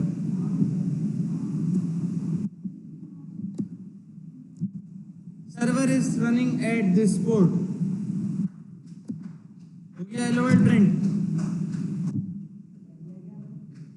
रिक्वेस्ट की जगह रिस्पॉन्स दे दिया। मुझे ये ना असल में ये देना था, आरईएस लिखा हुआ था ना, पहला पैरामीटर रिक्वेस्ट का होता है, दूसरा पैरामीटर रिस्पॉन्स का होता है ना। मैं आप लोगों को यही बता रहा था और मैंने खुद गलत लिखा हुआ था यहाँ पे। तवज्जो मेरी यहाँ नहीं थी ना, मेरी तवज्जो आप लोगों की तरफ थी, समझ आया यहाँ पे? अब मैं क्या करता हूँ, इसी कोड को उठाता हूँ, अभी server is running at this port, ये जो कंसोल पे लिखा हुआ आ रहा है ना, ये भी तो लिखा हुआ आना चाहिए था यहाँ पे, ये यहाँ लिखा हुआ नहीं आएगा, कंसोल पे लिखा हुआ आएगा। मैं चाहूँ तो उसके अंदर यहाँ कुछ भी अपॉइंट करवा दूँ।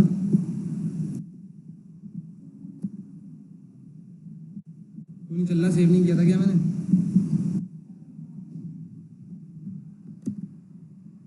ठीक है, कंसोल पे लिखा हुआ आ रहा है ये सब, तो टर्मिनल ऊपर कर दो। सही है, यहाँ तक समझ आ रहा है? सर्वर इज रनिंग, ये जो मैंने यहाँ पे अपॉइंट किया था दिस पोर्ट, ये मेरा कंसोल लिखा हुआ आ रहा है।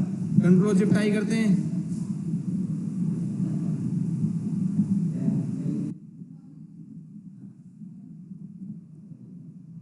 आ रहा है यहाँ लिखा हुआ, ये वाले कंसोल पे लिखा हुआ आ रहा है। क्यों नहीं लिखा हुआ आ रहा? वापस से करता हूँ, वापस से दिखा देता हूँ,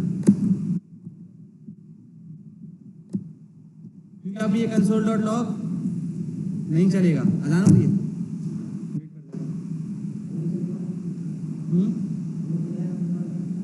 कंसोल डॉट लॉग आप बैकएंड चल लेना मेरे भाई, भूल गए? अभी बताया था काम कंसोल पे करना है। आप कंसोल ये है उसके लिए, नोड जेएस के लिए कंसोल, नोड जेएस पे। हाँ, वहाँ पे कुछ नहीं आएगा, वहाँ पे जैसे हेलो वर्ल्ड लिखा है ना मैंने, तो वो हेलो वर्ल्ड क्यों चल गया? क्योंकि मैंने रिस्पॉन्स को भेजा हुआ है, सेंड का बटन लगाया हुआ है ना, ये सेंड क्या कर रहा है? वहाँ भेज रहा है ब्राउजर पे। अब मैं यहाँ लिखता हूँ भाई,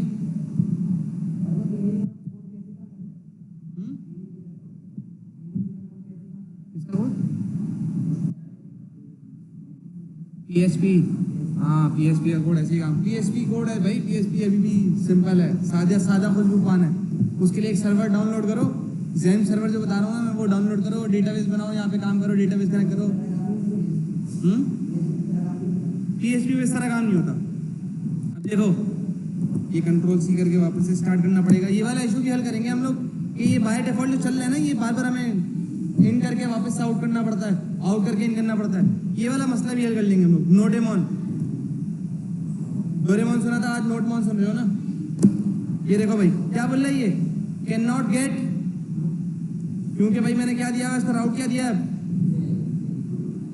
अब हमेशा जब भी जाएगा ना तो बेस यूआरएल, ये हमारा बेस यूआरएल है, ठीक है, स्लैश ला के हेलो दूंगा ना तो दिखाएगा। सही है, कुछ भी लिखना है, मैं कुछ भी लिखूंगा ना, स्लैश ला के वो देना पड़ेगा मुझे। नाम बताना, सैफुद्दीन। सही है, लाइव पे जाके चेक करता हूँ ये नोट जेएस चलता है इस पे, पता नहीं चले ना चले, अभी पंगा क्रिएट नहीं करते। देखो भाई फोल्डर आ गया हमारा, इंट्रो index.js, क्या बोल रहा है अब? बाय डिफॉल्ट पोर्ट कौन सी ली इसने? ये सर्वर की अपनी पोर्ट थी, तो हमने तो इस पोर्ट पे रजिस्टर ही नहीं करवाया हुआ इसको, हमने अपना कोड कहाँ भेजा हुआ है? करें, करते हैं आज, यही है ना? चले वापस से आता है, गो लाइव करते हैं हम लोग उसको।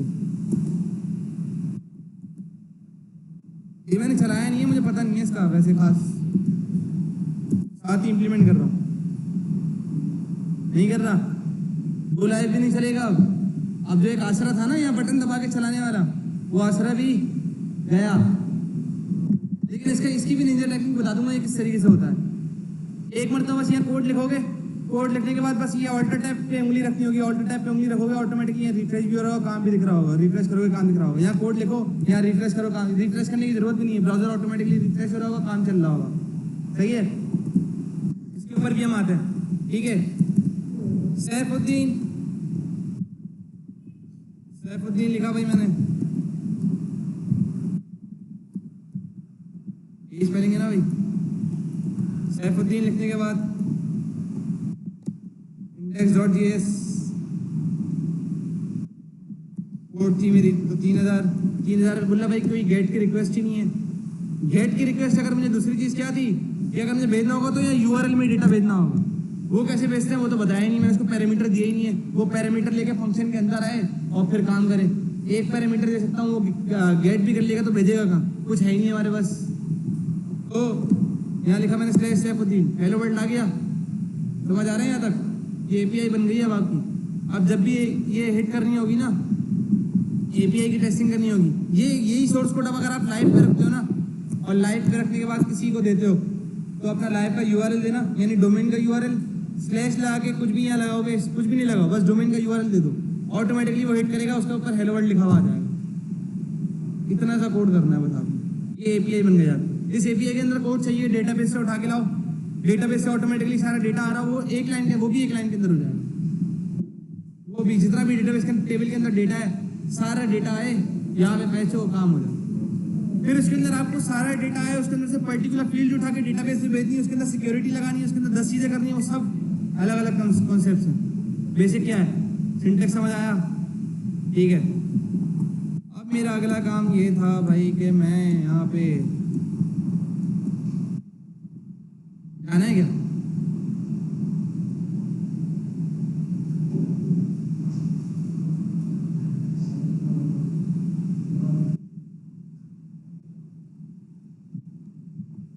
पाकिस्तान वर्सेस न्यूजीलैंड,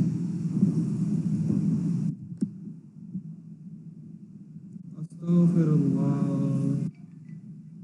मसला हो गया ये तो पाकिस्तान के लिए। हसन अली, इफ्तिखार अहमद, वसीम जूनियर, सबसे अच्छी बॉलिंग यही करता है। पता नहीं, समझ ही नहीं आता है विकेट कैसे ले लेता है,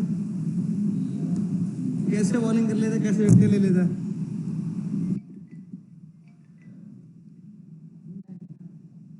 इंजर्ड है।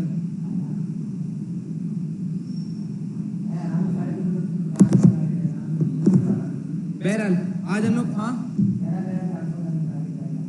जाएगा, आराम से जाएगा भाई।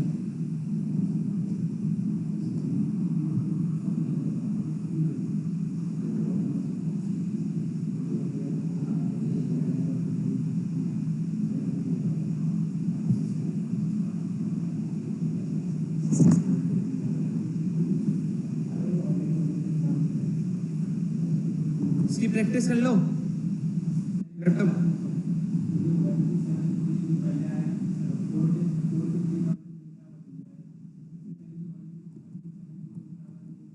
ये 127 जो है ना, हमारी डेस्कटॉप की आईपी है। ये एक काम करो, यहाँ 127 भी नहीं देखो, यहाँ लोकल होस्ट लिख लो, क्रिएट हो जाएगा। लोकल होस्ट होता है बस, ये हमारा नहीं चलेगा जब तक कि डेस्कटॉप आपका वर्चुअल मशीन ना बन जाए, मतलब ग्लोबल मशीन ना बन जाए।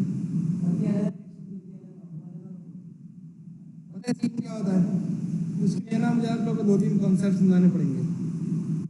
होता ये है कि ये डेस्कटॉप जो है ना, इसके अंदर विंडोज फायरवॉल वगैरह लगी हुई है, ठीक है। इस डेस्कटॉप का डेटा कोई और ना ले सके या कोई और हिट ना कर सके ना, तो इसलिए इसको ग्लोबलाइज नहीं किया गया। अगर ग्लोबलाइज करना है आप लोगों ने, तो अपने डेस्कटॉप को सर्वर मशीन बनाना पड़ेगा। सर्वर मशीन जब तक एप्लीकेबल होगी, जब तक आप लोग ना यहाँ पे अपना पूरा डोमेन भी बना सकते हो। हाँ, तो एक लैपटॉप फिर आप लोग यहाँ पे जो भी यूआरएल बनाओगे ना, वो किसी को भी दे दो, अपने यहाँ पे करीब आस पड़ोस में, पूरी दुनिया में किसी को भी दे दो, चल रहा होगा वो, बशर्ते ये कि वो, हाँ नहीं वो अलग चीज़ है, वो अलग चीज़ है। उससे भी वो मार्केट का डेप्रिशिएटेड वर्जन है, बहुत पुरानी पुरानी चीज़ें हैं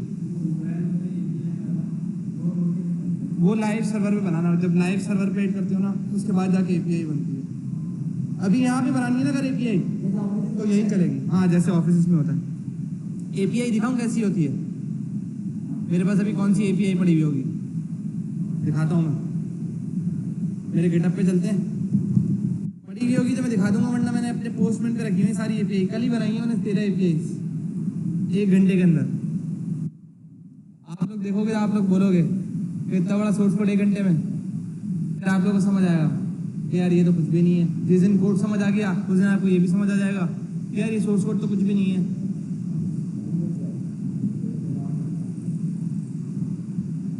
न्यूजीलैंड वाले एक स्कीम अपना रहे, एक्सेल, सर्फ एक्सेल वाली, धोते जाओ धोते जाओ धोते जाओ, बंटू डिटॉल।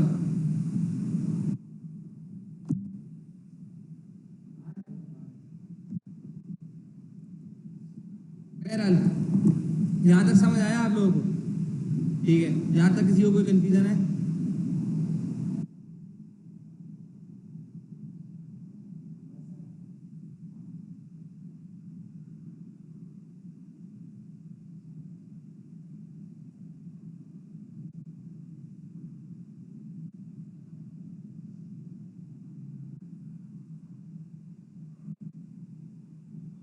प्रैक्टिस कर लो। जो चीज़ें अभी तक बताई हैं उसकी प्रैक्टिस कर लो, साथ साथ बैठ जाओ, दोनों साथ हो जाओ, दोनों साथ हो जाओ, दोनों साथ हो जाओ, जल्दी जल्दी कर लो, उसकी प्रैक्टिस जाएगी लैपटॉप पे। 10 मिनट दे रहा हूँ, 10 मिनट बाद वापस से स्टार्ट करेंगे। कोई एरर आ रहा तो बता देना।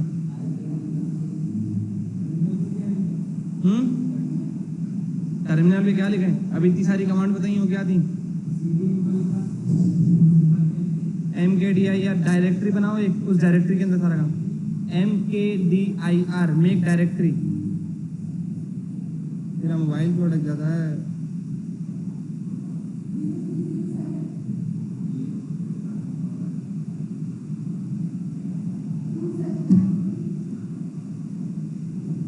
हाँ भाई,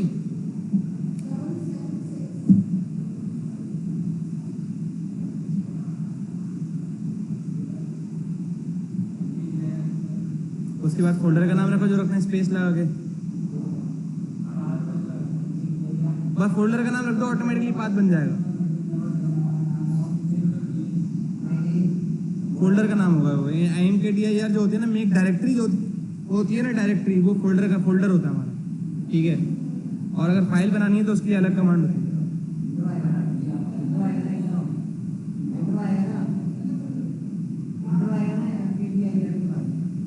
वो आप नहीं, फोल्डर का कोई भी नाम रख दो आप लोग, अपने फोल्डर का नाम आप कुछ भी रख दो, आज जो रखना है आपने।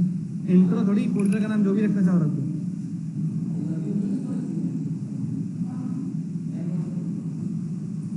यार ये अटक गया यार।